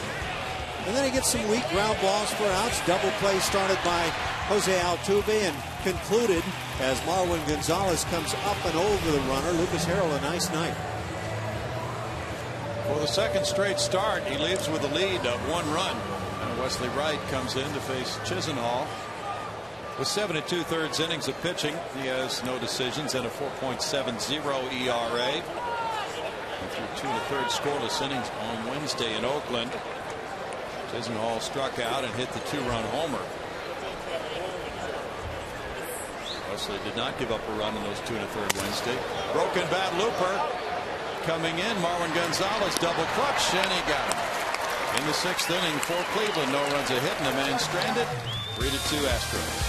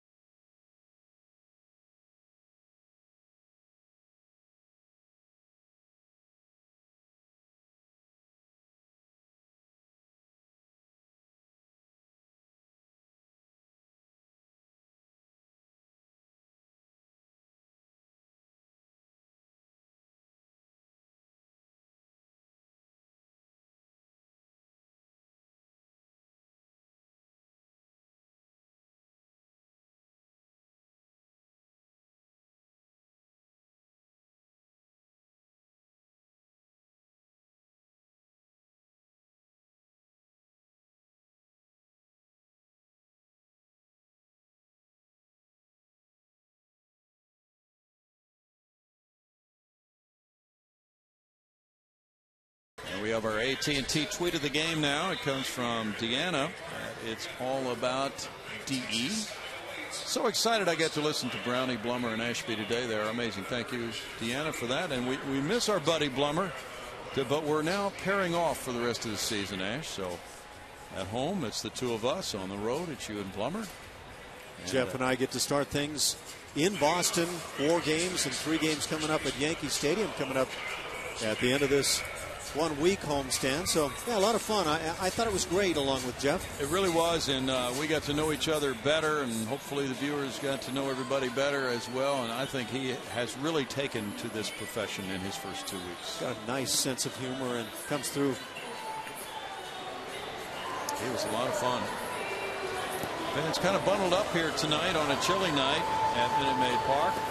They've watched a 3-2 ball game through 5 1/2, and now the bullpen comes into play for the Tribe with Cody Allen with that 3.86 ERA for his first 7 innings. Cody Allen, 6'1", 210 is what he's listed at. 24-year-old right-hander. And Allen now in his 5th game on the season. He's worked just 7 innings, allowing 10 hits and 4 runs. One of those unearned. He was in the minors last year. Had 3 different stops. Well, he spent 27 games with the Indians last year. Carlos Pena leads it off. He walked and scored, and he hit a fly ball to right. There's strike 1. Out in right field, it's Kipnis, about 15-20 yards in front of Swisher. That shift has now, after 1 strike, become extreme on Carlos Pena. And Carlos has numerous times in the past, and at least once this year, just crossed it up, bunting on the left side, and tries to do so here. Yes, he did. Yeah, he's actually quite good at it. And I think what Carlos says is, look, especially leading off an inning, if you're going to give it to me, Well, heavens, I'd be crazy not to take it. That's an excellent point. Leading off an inning is a great time for him to bunt. He got his 26th bunt hit in the Oakland series for his career, and this would be a time you'd think about it, but now it's 0-2. He wanted to get that last one. All he had to do, not lay down a nice soft bunt. Hit it kind of hard on the left side. It's an automatic base hit. If you put it down the line, you might dig for two. You might actually get a double on a bunt. You've heard of a stunt double? That could be a bunt double. Why not? 1-2 for Cody Allen. Brett Myers in 5 innings allowed the Astros 5 hits and 3 runs, walking 2 and fanning 4. Gave up the back-to-back homers to J.D. Martinez and Rick Ankiel in the 2nd inning. We've not had an injury report on J.D. Martinez. Or maybe we have. Well, we have had sprained right knee day to day. The way he reached behind the knee, it makes me wonder if it's one of those hyperextension types. And those can be just as bad as any other. Well, the Astros might be close to getting Fernando Martinez back. He's been on a minor league rehab assignment. Bounce way out in front of the plate, carried him around. 2 balls, 2 strikes.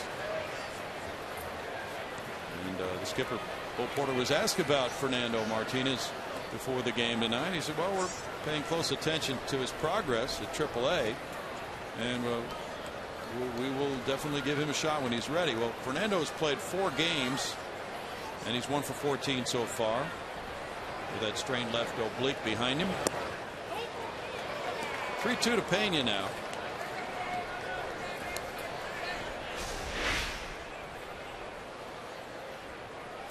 It's a catcher setting up a little bit high maybe and requiring some body movement there as he makes the grab behind the dish.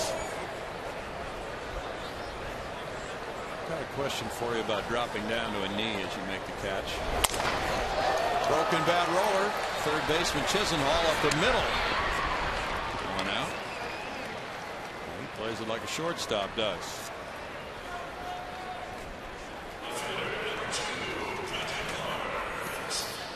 That's 1 out. Now, how about a catcher dropping down on a knee as he's receiving a pitch? What does that do for you? It gives me pause right now. I've seen it done where it's done well. If you've got a catcher that's setting a bit high and he drops down, I think the impression you might be giving is that the pitch could be low. But heavens, I remember Tony Pena, who was so good at setting up with that one leg extended all the way flat on the ground and the other leg, knee on the ground. He did it so well. Barnes pops up a bunt try, and he's going to reach. Chisenhall rushed in, couldn't make the short hop play, and Barnes gets a hit. He's 2 for 2 off the bench for the injured J.D. Martinez.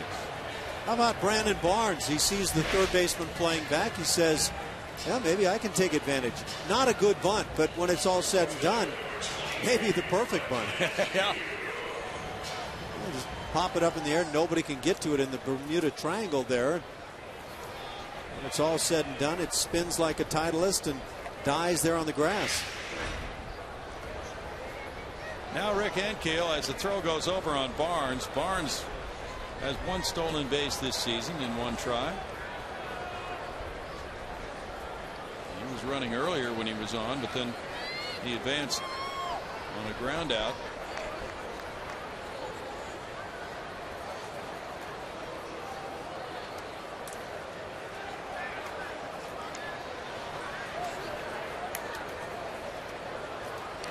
The Mets are kicking up their heels, and Matt Harvey's one reason. The talented rookie is now 4-0 with an ERA of 0.93. He beat Steven Strasburg in the Nationals tonight 7-1. Strasburg goes to 1-3 despite a 2.96 ERA. Mike Davis hit a pair of home runs for the Mets. Ankiel takes a look at ball 1. Matt Harvey's 23 years old. He was a first-round pick in 2010. And coming into this game tonight, well, so let's add what he's done. 7 innings tonight. He's gone 29 innings this year. He's given up 10 hits. That is pretty good.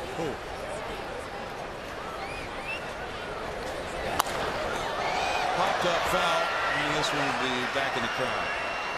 1 ball, 1 strike. Matt Harvey's a guy to watch. Well, you start beating the likes of Steven Strasburg, and I guess you should be watched. Well, the Mets as a team are kind of intriguing. Very low expectations for them this year. They draw the snow, that's for sure. Both Minnesota and Denver here in the past week. They're 8-7 now.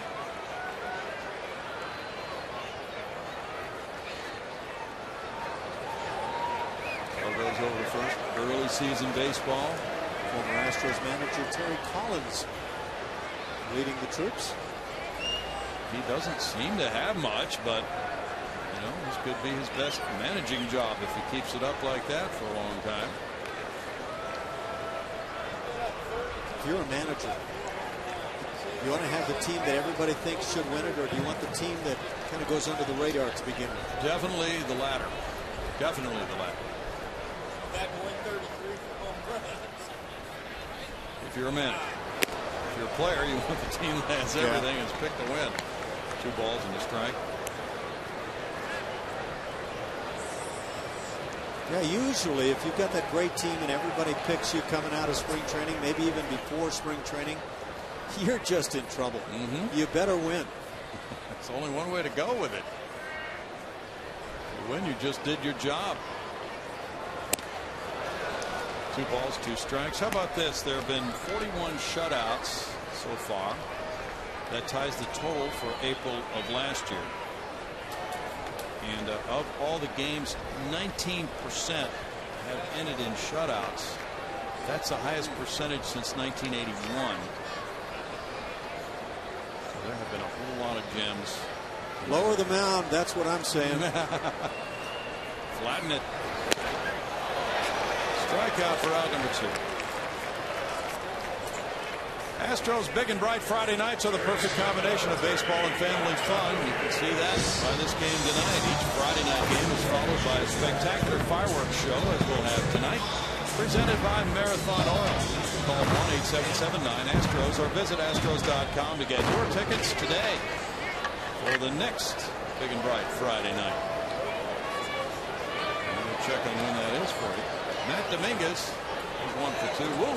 Back in the first, fully flopping Brandon Barnes. Now let's see. Next Friday, you guys will be in Boston. That's quick feed, and that throw down there like that can get you in trouble as a pitcher. It'll also pick off a guy occasionally. Here's a good big and bright Friday night matchup for you. The Detroit Tigers are in on Friday, May 3rd. A slugging bunch from the Motor City. And another one. The Texas Rangers are here on Friday, May 10th.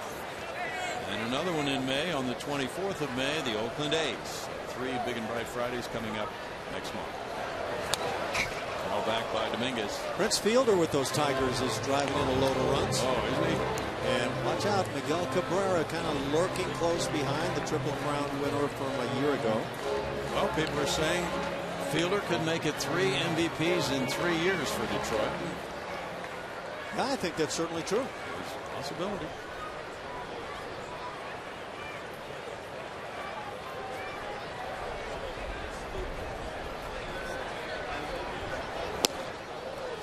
Strike, and it's 1-2. Justin Verlander, I believe, struck out 12 in 7 innings and lost yesterday. A guy that was that MVP a couple of years ago, along with Cy Young Award winner.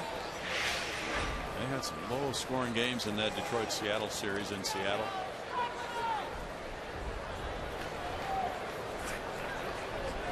Apparently, they didn't like where the fences had been left. Pitch is up, and it's 2 balls, 2 strikes. This Cleveland bullpen has performed well. 3.67 ERA for the group. Chris Perez is the closer.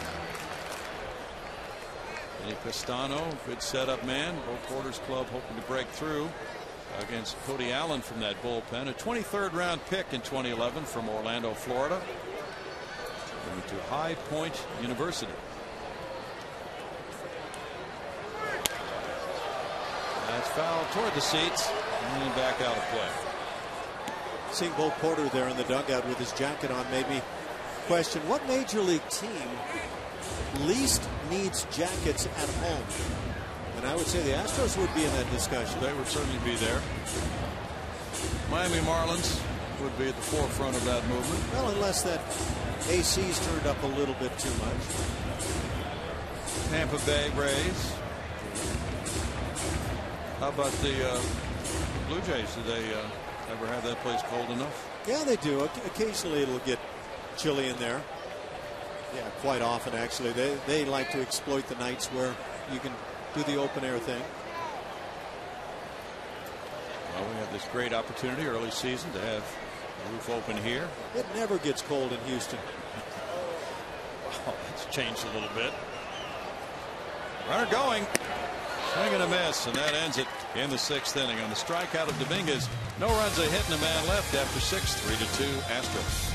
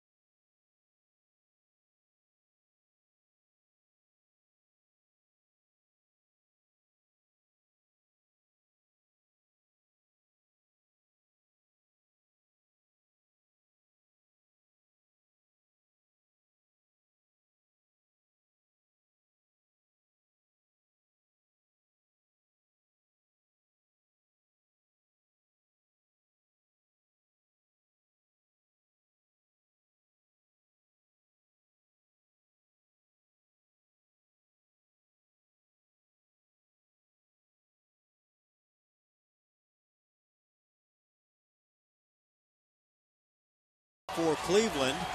Time now for our Mazda game summary. It's been a game of home runs. The Astros jumped on top early. J.D. Martinez, who has hurt his knee and come out of the game, was the first to get it going. A 2-run shot in the 1st inning.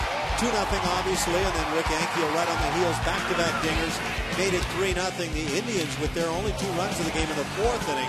And that was Lonnie Chisenhall, the 3rd baseman, jacking one to right field. Right on the heels of a 2-out bases empty walk to Mark Reynolds. And there's your 3-2 ball game. Drew Stubbs leads it off. He's 2 for 3 with a homer in his career off Wesley Wright, who has a 3-2 lead. Stubbs 0 for 2 tonight. There's strike one. Lucas Harrell checked in with 5 2/3 innings of work, allowing 5 hits, 2 runs, walking 5, fanning 4. Throwing 99 pitches tonight.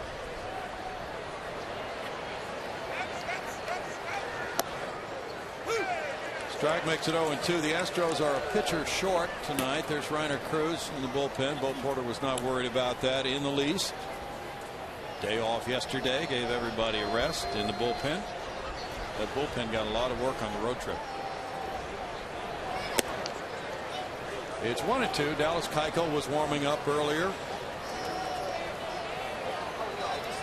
Well, you mentioned the 2 starts in Oakland with those red-hot Oakland A's. Not getting out of the 1st inning, that's going to create some long days for the pen. Stubbs is down on strikes as Wesley Wright breaks one off. 5th strikeout for Astros pitching. Back foot slider, and that will get many a hitter. Steve Carlton lived on it.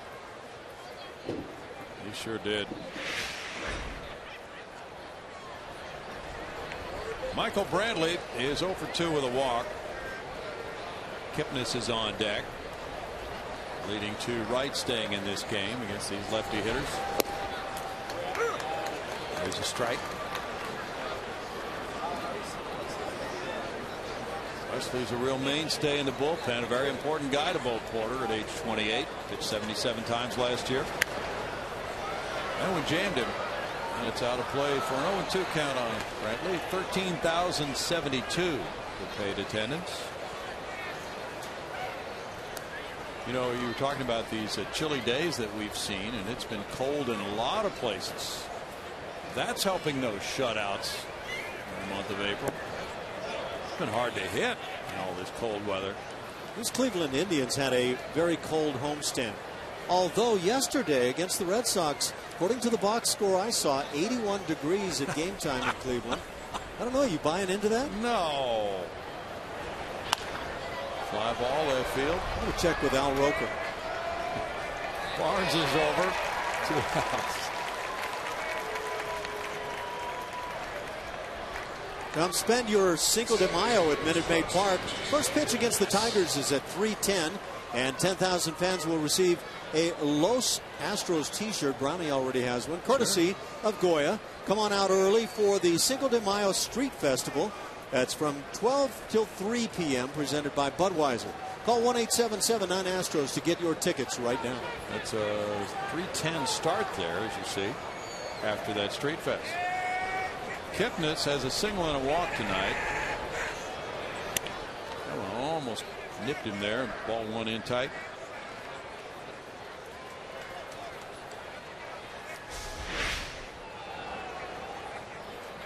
It's a good job by Kipnis. See the front shoulder and hip turn back toward the catcher. That's the way you want to do it. You get that one that runs up and in around the head region, and you're always in a much better position when you prevent that lead side from opening up. 2-0 to Kipnis. Twins and White Sox postponed. Cold and windy in Chicago.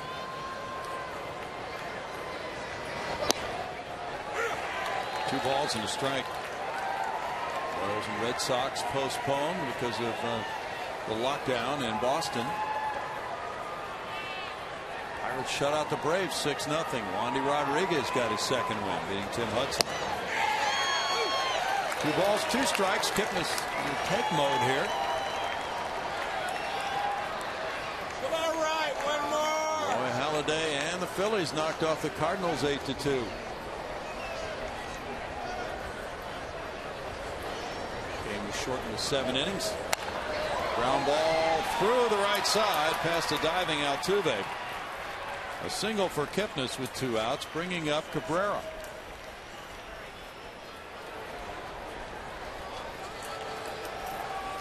Cabrera, switch hitters, hitting 185 from the right side this year.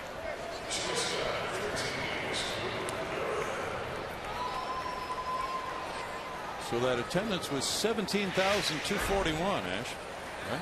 It was very close between the 17 and the 13, and after a second coin flip, we've gone with 17. I'm glad you found that. Sometimes 3s look like 7s. Cabrera. That's a double and a walk tonight. He's grounded into a double play. On my page, they certainly do. Cabrera takes a look at it. It's ball 1.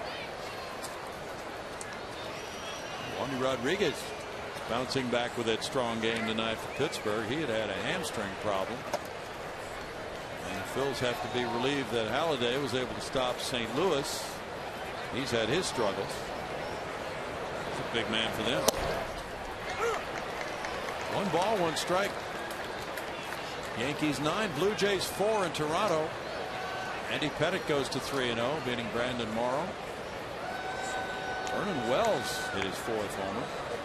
Travis Hafner, number 5. The Angels were thinking, where was that a year ago? You bet. He's had a real resurgence. Yankees aren't a bad offensive club right now with Vernon and others chiming in. They are really hanging in well considering their injuries. And now Derek Jeter is out for months. Yeah, how about that one? Another crack in that surgically repaired left ankle. That's a tough one for them.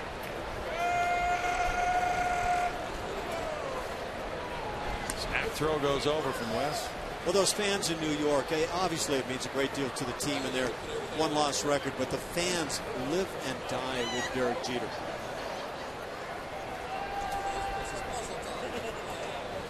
Well, it could have been a big party for him in the All-Star game in New York at Citi Field, and now apparently he won't be back for that. But the whole city of New York would have certainly celebrated his career had he been. 2 balls and a strike. I ask, or will he? Well, because you know he's going to get voted in. Sure, don't rule him out. Absolutely, good point. But you know, with Pettit and Sabathia pitching well for the Yankees, Mariano Rivera back, some of the guys who were not expected to do that much hitting home runs, it's been a pretty good ride for them. Runner going. Here's a throw from Castro on a bounce. Altuve did not tag Kipnis. Kipnis got in under that tag for a 2-out stolen base. Count goes to 2-2. The pitch was a strike. Good job by Altuve taking that throw with the glove above the runner, sliding in and then bringing it down as quickly as possible. A lot of times the mistake you see on this play with the bounce throw is the glove goes up, but instead Altuve played it perfectly. Still couldn't get his man. Good pitch to throw on for Castro, just bounced it, and that'll happen to everybody. There's a glove work. Not a great shot to get him with a good throw. Pitch was a strike, and the count's 2-2 now. Guy just seems to do everything right. He really does.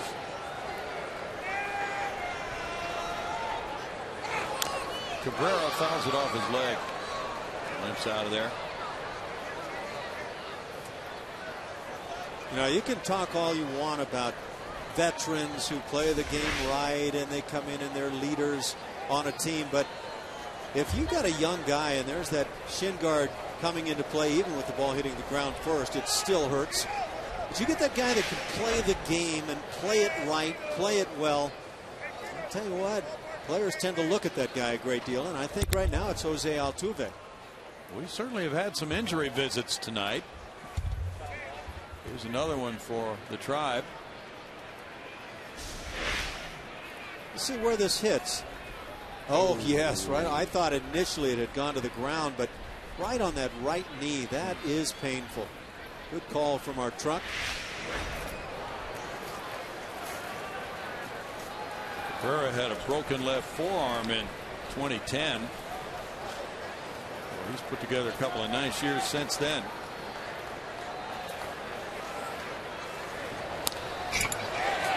And he fouls it back to keep the count at 2-2. Dodgers and Orioles postponed tonight by rain. They will play a split doubleheader tomorrow. Interleague series. It's the only time they'll meet this season, so they have to try to make it up right away. Certainly creates problems. The logistics don't work out, so you've got to do it immediately. Yeah.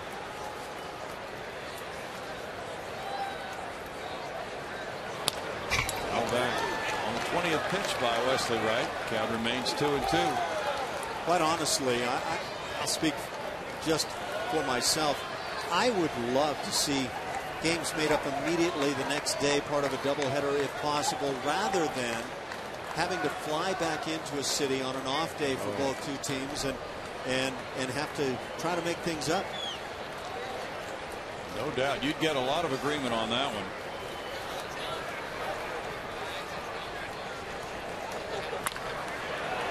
Shot foul. You know, the Mariners, some of their broadcasters were telling us a story about years ago. It kind of came to mind. I just don't know how many years ago it was, but they were snowed out of an entire 3-game series in Cleveland. Yes.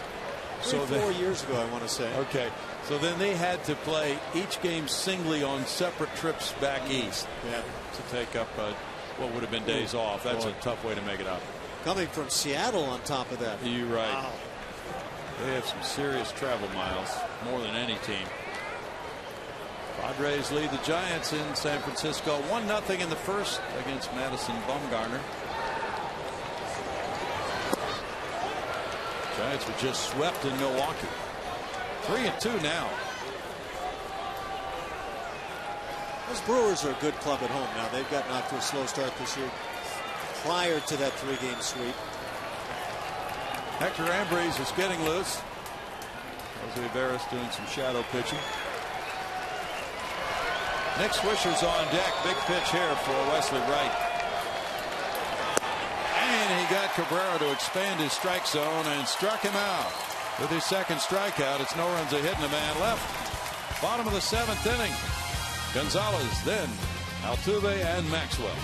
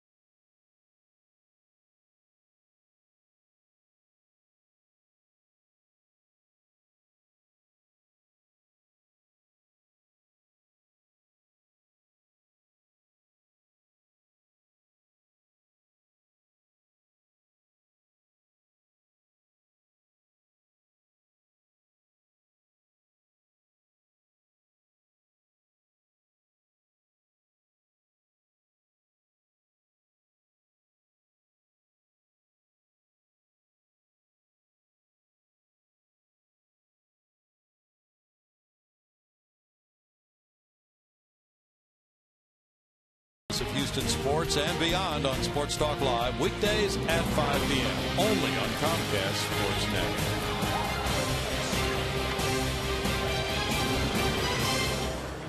Bottom of the 7th inning, the fans have had their stretch, and both clubs are 0 for 5 in this game with runners in scoring position. All the scoring has come on homers.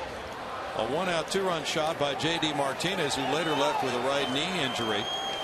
His home run came in the 2nd inning, back-to-back with Rick Ankiel, who followed with a solo shot. And then a 2-run shot by Ronnie Chisenhall after a walk in the 4th inning by Lucas Harrell. Now here's Marwin Gonzalez. He shoots one out toward right field. Nick Swisher in. One pitch, one out for Cody Allen here in the home 7th. Jose Altuve follows. He's 1 for 3 tonight with a steal. Marlins beat the Reds in Cincinnati 2-1 on Justin Ruggiano's 9th inning homer off of Aroldis Chapman.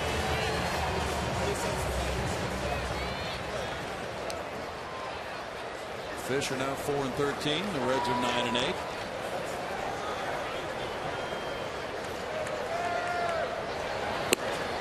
Altuve takes a strike at 94 from Allen.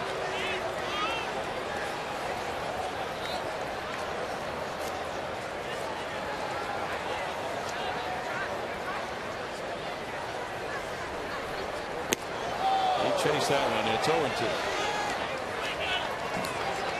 Tell yourself as a hitter, lay off the high heat, especially when a guy throws hard as Allen does.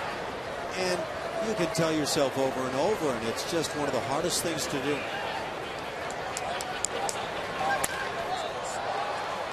Out of play, still an 0-2 count. In the bottom of the 7th at Milwaukee, the Brewers lead the Cubs 5-3. Ryan Braun hit his 4th. Maxwell will be next.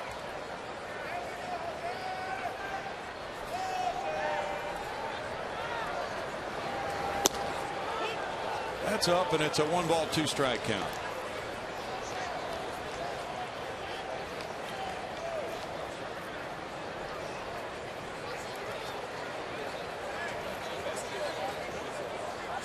Rich Hill's getting loose, a big lefty in the bullpen for the Tribe.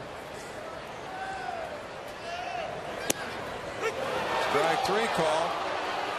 Allen was working the upper reaches of the strike zone. He got the call for out number 2. That's his 3rd strikeout. Don't always get this call, that's for certain.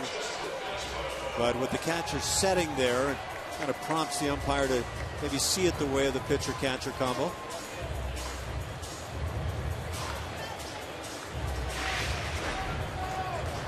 Justin Maxwell has struck out twice and popped to first.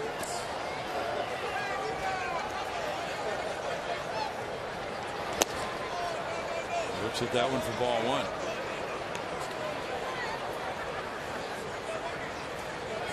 He's got some pretty good movement upstairs tonight. The key might be not to swing at those.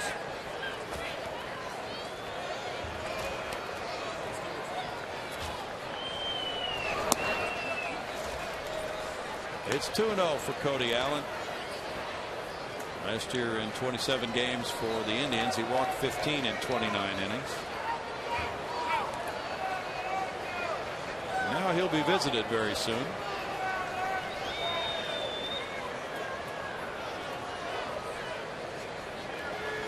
Lefty hitting Castro on deck. Lefty pitching Hill, warming up in the bullpen. The counts reach 2-0 on Maxwell.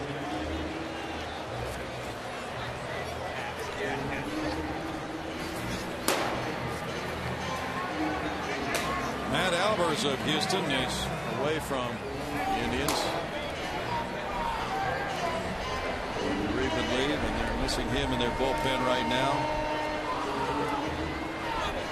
They get Scott Kazmir back tomorrow night from the disabled list against Philip Umber. Game time 6:10. Astros pregame live comes your way at 5:30 tomorrow night, and then Sunday at 12:30 for Astros pregame live, leading into the 1:10 start. It's Eric Bedard and Ubaldo Jimenez. I'm anxious to see what Scott Kazmir has at this stage of his career when he comes back. When he was a youngster on the scene, he could flat bring it.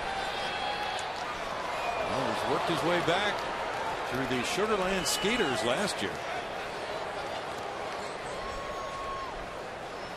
Scott Ellerton trying to take that same path, apparently. Yes, he is.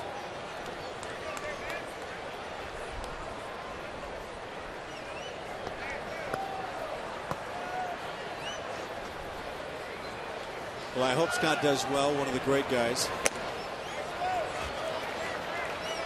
3 balls, no strikes. Yeah. And a guy that I actually managed back in 1996 in the Florida State League. And you could see then that he had everything it took to be a major leaguer. Maxwell takes a walk. Allen continues to pop that fastball up the stairs, and now he's going to be removed from this game for a lefty-on-lefty matchup of Hill versus Castro. But he got 5 outs for Tito Francona and kept his club right in the game, trailing by 1. Up 1 hit and 1 walk. We'll be right back with the Astros up 3-2.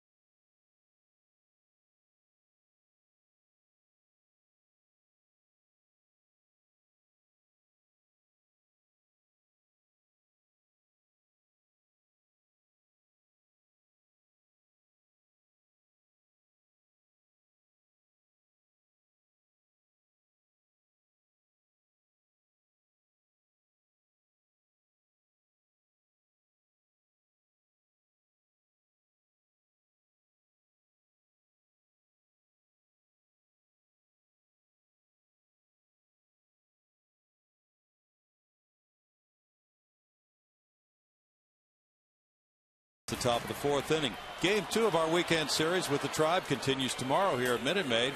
Astros pregame live kicks things off at 5:30 p.m. only on Comcast Sportsnet. Pitching matchup is brought to you by Chevron. Chevron shows you Scott Kazmir coming off the DL to oppose another Texas-born pitcher, Philip Humber. Philip with a 2.89 ERA despite his 0-3 record, just has had one run of support in his first 3 starts. Kazmir 66-61 from Cy Falls High School in Northwest Houston with a 4.17 ERA. Matchup tomorrow night. Now Jason Castro versus Rich Hill is the matchup of the moment. Castro is 0 for 3 with 2 punch-outs. Hill in 4 games has no decisions with an ERA of 4.91, giving up 3 hits and 3 walks in 3 2/3 innings with 4 strikeouts. Big 6'5" angular lefty drafted by the Cubs in the 4th round in 02. Traded to Baltimore in 09. He has come back from Tommy John surgery. Cleveland signed him in February as a free agent. Now right-hander Joe Smith is following him on the bullpen mound in left center field. He dropped down and threw strike 1. That long angular body and that ability to drop down just makes life miserable for left-hand hitters. And that's primarily what a guy like Hill is assigned to get. Get that left-handed out or the pair that you might be assigned to get.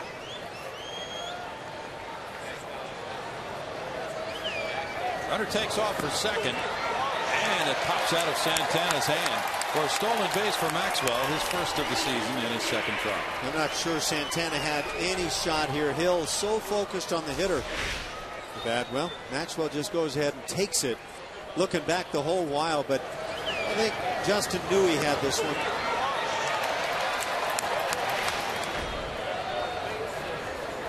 He takes off for 3rd. And here's a throw from Santana, not in time. So on consecutive pitches, Maxwell stole 2nd and 3rd. Not only does he steal 3rd here, but he almost bought a trip to the plate as this bounce throw had a pretty good chance of heading toward left field. Nice play by Chisenhall. Yep. Saved a run. That could be awfully big in a 1-run game. Seeing a lot more of that aggressive base running that we saw early in the spring. A 1-2 count, line back to Hill, and Castro is retired. And in the 7th inning, no runs, no hits, and a man stranded at 3rd after 7, 3-2 Astros.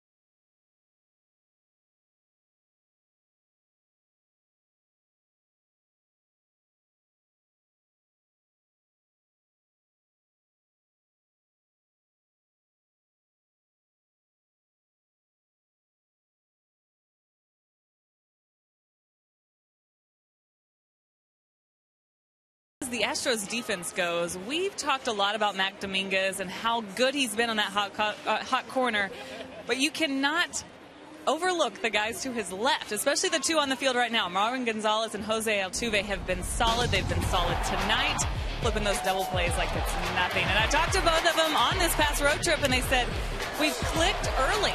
We really feel comfortable out there, and we take a lot of pride in our defense. And you know who else feels really good about that? These starting pitchers for the Astros, guys. Their ERAs are better because of those two guys. You're right. And as they set up now for the top of the 8th inning, they have a new pitcher working. Hector Ambrose warming up. He's pitcher number 3. Wesley Wright went 1 1/3 innings, allowing 1 hit, no runs, no walks, 2 strikeouts. Excellent job by Wesley. And now you see a 4.32 ERA for Hector Ambrose. Ambrose, 28 years of age. Born in Southern California. And the big guy in his 3rd year now in the big leagues. Outing number 9. Big problem right now would be the hits allowed per inning. 14 hits allowed in 8 1/3 innings. And he'll be facing the 4, 5, 6 hitters of the Tribe. Nick Swisher is 0 for 2 with a walk. Ambrose had 18 appearances for the Astros last year. They'd signed him as a free agent in June after Cleveland cut him loose. He had Tommy John surgery. Pitched for the Indians in 2010. He gets strike 1 from Swisher. Looking at some numbers defensively and pitching wise for the Astros preparing for this series. The Astros are one of the better defensive clubs in terms of fielding percentage. Just 7 errors committed on the season. And yet they've allowed 10 unearned runs. They have been penalized highly for those 7 errors. They have. They've made them in situations in which they've opened the floodgates. 3 of those unearned runs have come on the slate of Hector Ambrose.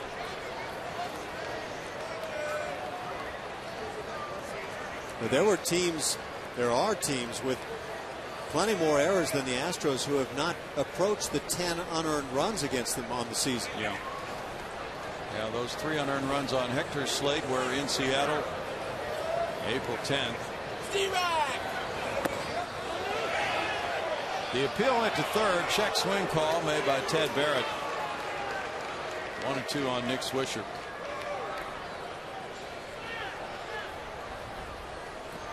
Swisher, a life of the party type guy, real fan favorite. Good player too. He was a 1st round pick by Oakland in 2002, and he was with the White Sox before the Yankees traded for him.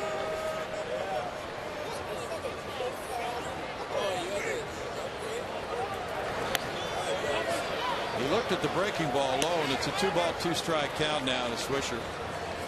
Curious to see how things play out for Swisher now playing in Cleveland. In New York with the Yankees, very popular player, and he kind of fed back and forth with the fans. He was very demonstrative in right field, and the fans loved it.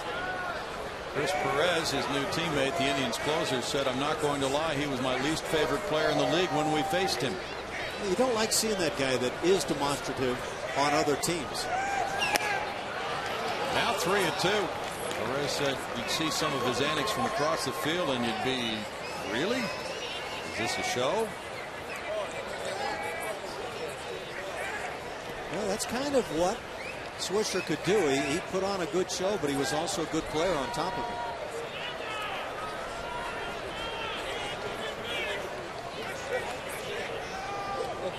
He's put together a string of 6 20 home run seasons, make it 7 now.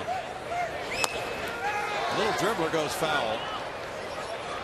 Yeah, with those kinds of numbers, you'd have to say very good player is what he's been for quite a while. Driven in almost 700 runs, more than 200 career home runs for Swisher.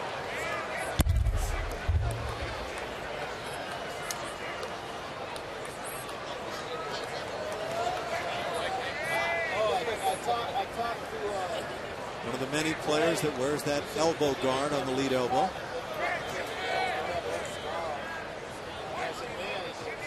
I am not a fan of that. No.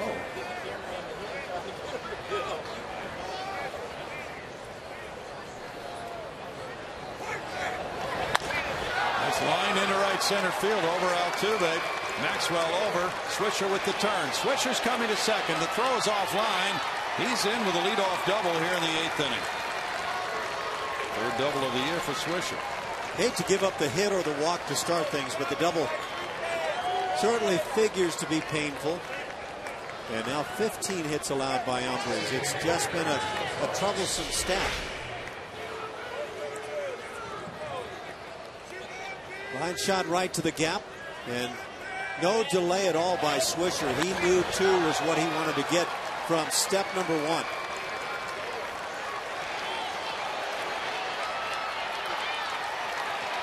Almost jammed that left wrist diving in. 7th hit for the Tribe. Now Giambi 0 for 3. Strike to Giambi.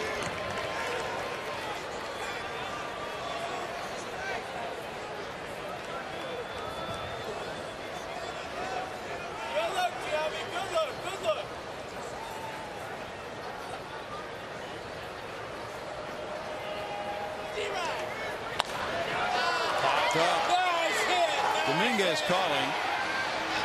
Gonzalez goes over to third. 1 out. Well, when you get that leadoff double, big thing is to get the next guy out without advancing the running. But yeah, he just really seemed to stick that left hand a bit. Yeah. Coming in hard. Kind of bounced. And the show continues. Yeah. Fun. He does have fun, and I think that's a good thing, but it does tend to grate on other players. Now Carlos Santana, the batter. Vinny Pestano, setup man, is warming up for the Tribe. Altuve's playing on the grass. Breaking ball works for strike 1 to Santana, who's 0 for 3.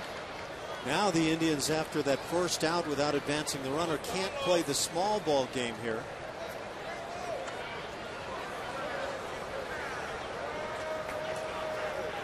Santana was signed by the Dodgers. He's from the Dominican Republic in 04.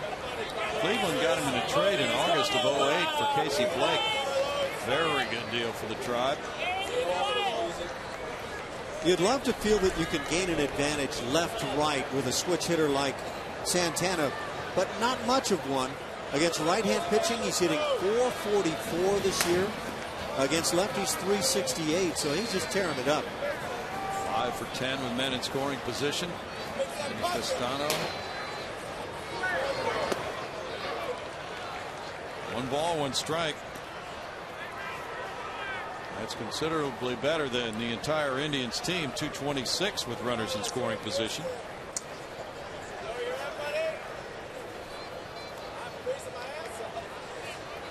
Mark Reynolds is on deck.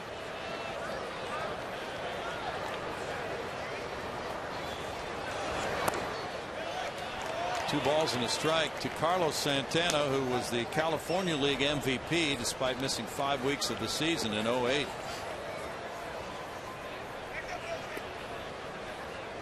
That says you probably impressed the opposing managers pretty well.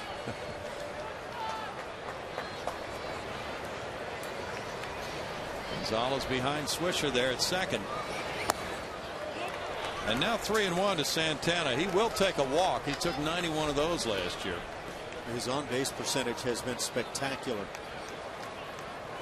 .365 last year. They want his bat in there too when he can't catch. He started 95 games at catcher, 20 more at first base last year.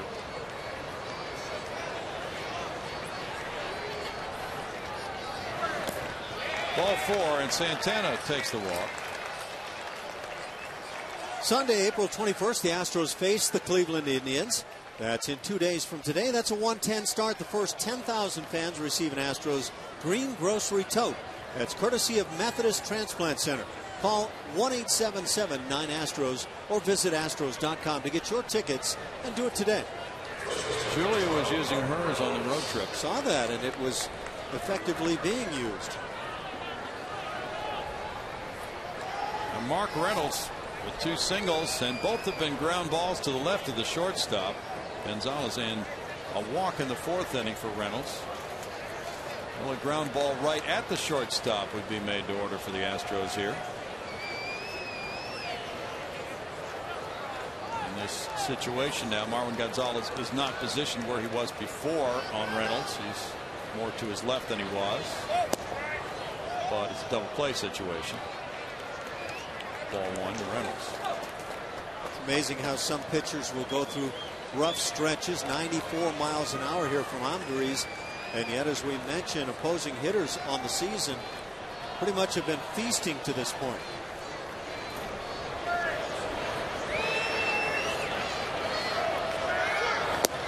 You could really use a 0 here in the 8th inning. 2 balls, no strikes as a confidence builder. Okay. A 1-run lead. For personal reasons and for club reasons right now. Sure. Doug Brocale and Bull Porter hoping he can come up with something here on 2-0 to Reynolds.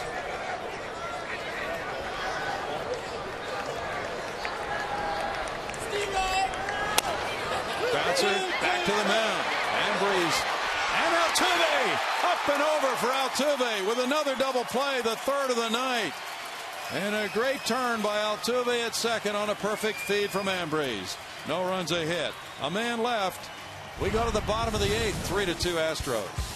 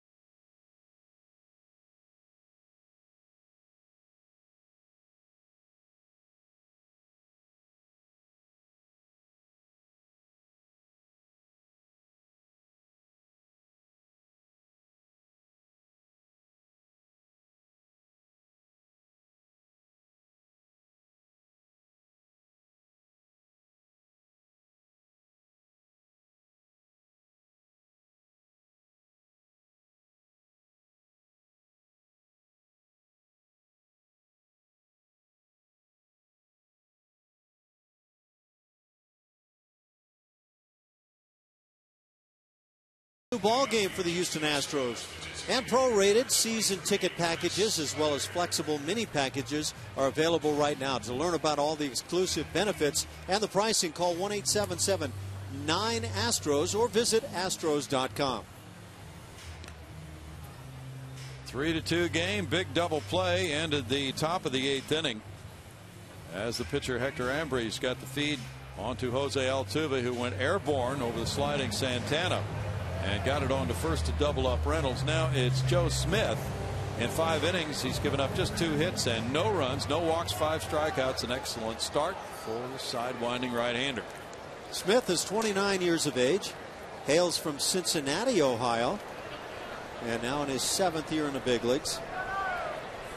He's got some good numbers. His hits ratio per innings is very good. Strike 1 to Chris Carter, who's 0 for 2 with a walk. Allows just 7.5 hits per 9. That is excellent. And that's over the career. 1 ball, 1 strike. Yeah, coming into this season, 315 innings for Joe Smith, 264 hits allowed. Now most guys are trying to keep the home runs allowed down to about 1 per 9, 10 innings. That's a good figure. For Joe Smith, it's just over a half home run per 9 innings, so it's been very effective. The Indians have the 8-9-1 hitters due up in the 9th. Chisenhall, Stubbs, and Bradley. So Smith's job is to keep it at a 1-run deficit. And he does strike out Carter to open his outing. Strikeout number 8 for the Tribesmen. Carlos Pena is 0 for 2 with a walk. And here's the payoff time for the Astros. Smith very tough on right-handed hitters with that drop-down delivery, but now he faces the lefty swinging Pena. and it swings back to another right-handed hitter in Barnes. So this would be the at-bat. If you're Bo Porter, you probably are feeling pretty good about with this guy's delivery. Smith made 72 appearances last year, and he had 21 holds to set up their closer Chris Perez, that finished second on the team in holds. Pena takes a look at it, and it goes as ball one. And he walked, and he rode home on the 2-run J.D. Martinez home run in the second inning. Smith went to Wright State in Ohio, did not have a scholarship. 1-1. He was cut from the team as a freshman. Came back as a sophomore with a different delivery, the one you're looking at now. How's that possible? How many guys did they have that were going to be future major leaguers on that staff? Wright State? That one almost hit him on the leg, and Pena danced out of the way of it. It's 2 balls, 1 strike. Of course, the ultimate story is Michael Jordan couldn't make his high school team. Yeah, right. Please. That one almost got him. Jose Veras warming up for the 9th inning.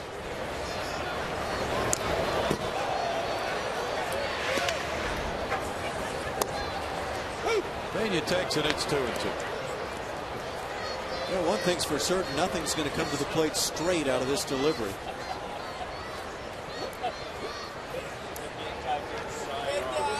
Smith has really piled up the appearances. Into the shed. Here's Kipnis with the throw from shallow right field. 2 outs.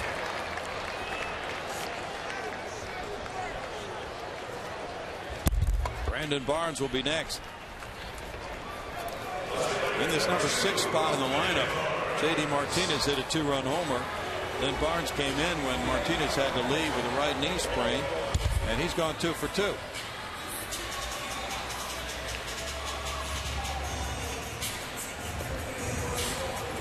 Brandon Barnes keeps this up, he's going to find himself playing a bit.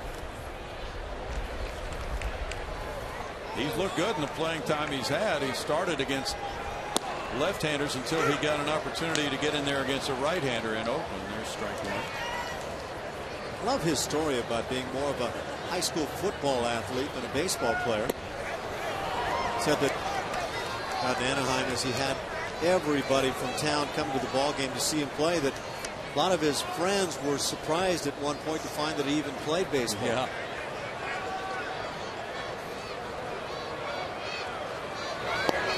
He started against Bartolo Colon. That was the first start he had this season against a right-hander on Wednesday. He drew a walk and stole a base in that game.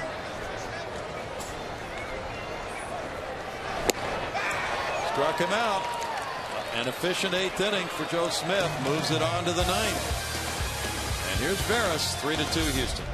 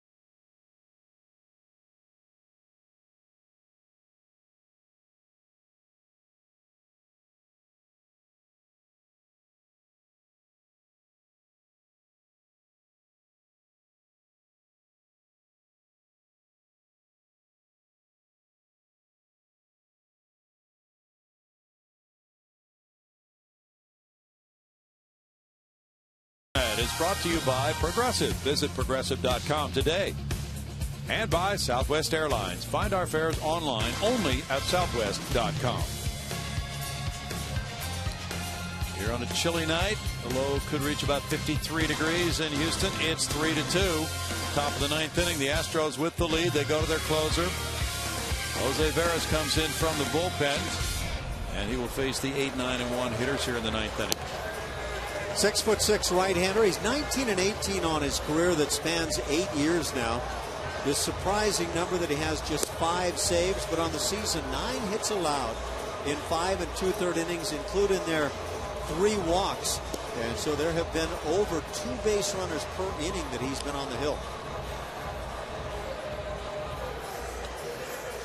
Ronnie Chisenhall to lead it off. Chisenhall has accounted for both of the Indians' runs with a 2-run homer in the 4th inning to right field. He's 1 for 3. And Drew Stubbs is due up second, followed by Brantley. As Veras tries for this first save of the season. He had a blown save against the Angels April 13th on that game-winning 2-run double by Albert Pujols. A game the Astros lost 5-4. Last time out Wednesday at Oakland, he worked a scoreless inning, giving up 1 hit. He absorbed the loss in that game against the Angels.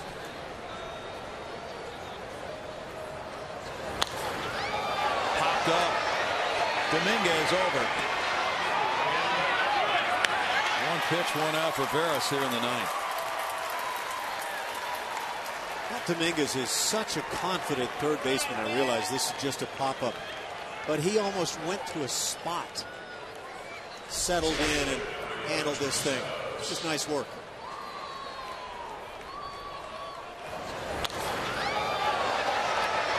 Looks like a guy playing wiffle ball in the backyard. Yeah, he just, he has no fear about this game. He's talked about, he knows he's a good defensive player.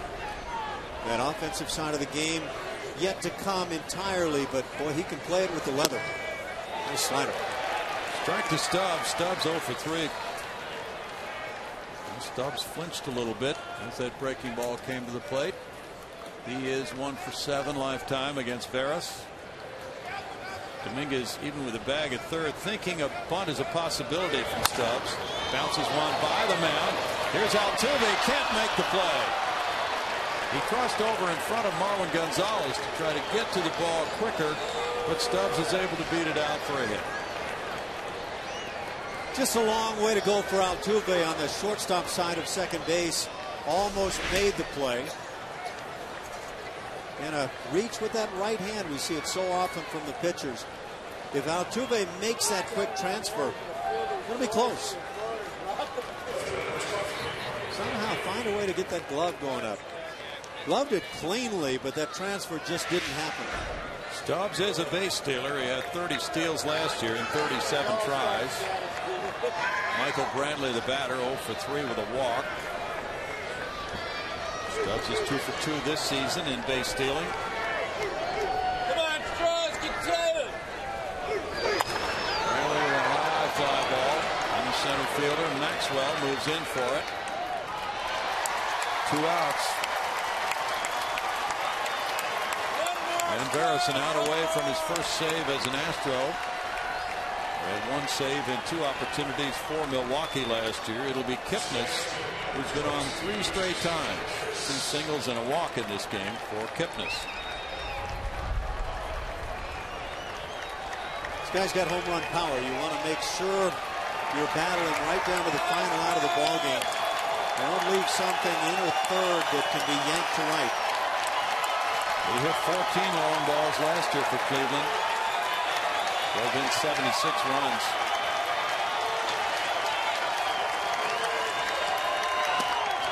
Ball 1 to Kipnis. The other aspect of things with Veras is he does have a high leg kick and would appear to me to be quite susceptible to the running game.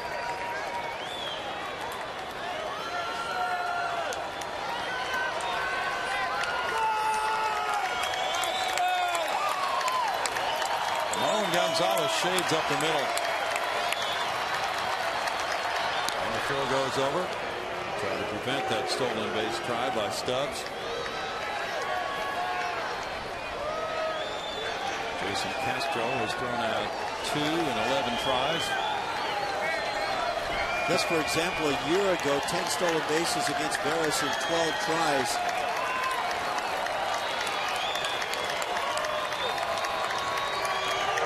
Stubb took a quick step right before that pitch. It's a strike, and it's 1-0. He's back here with slider on the career. Pretty much bears out with Veras. 32 stolen bases, 9 not stealing.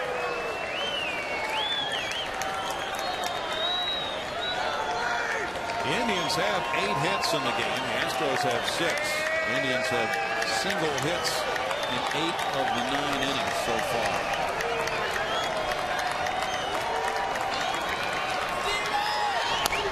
Back to the right side. Pena goes to first, and the Astros have snapped their 5-game losing streak. They open the homestand with a 3-2 win. Veras picks up his first save as an Astro. Lucas Harrell win #1 of the year. Big home runs in the second inning from J.D. Martinez and Rick Ankiel back-to-back. And the Astros win a tight one. Final score from Minute Maid Park. Houston 3, Cleveland 2.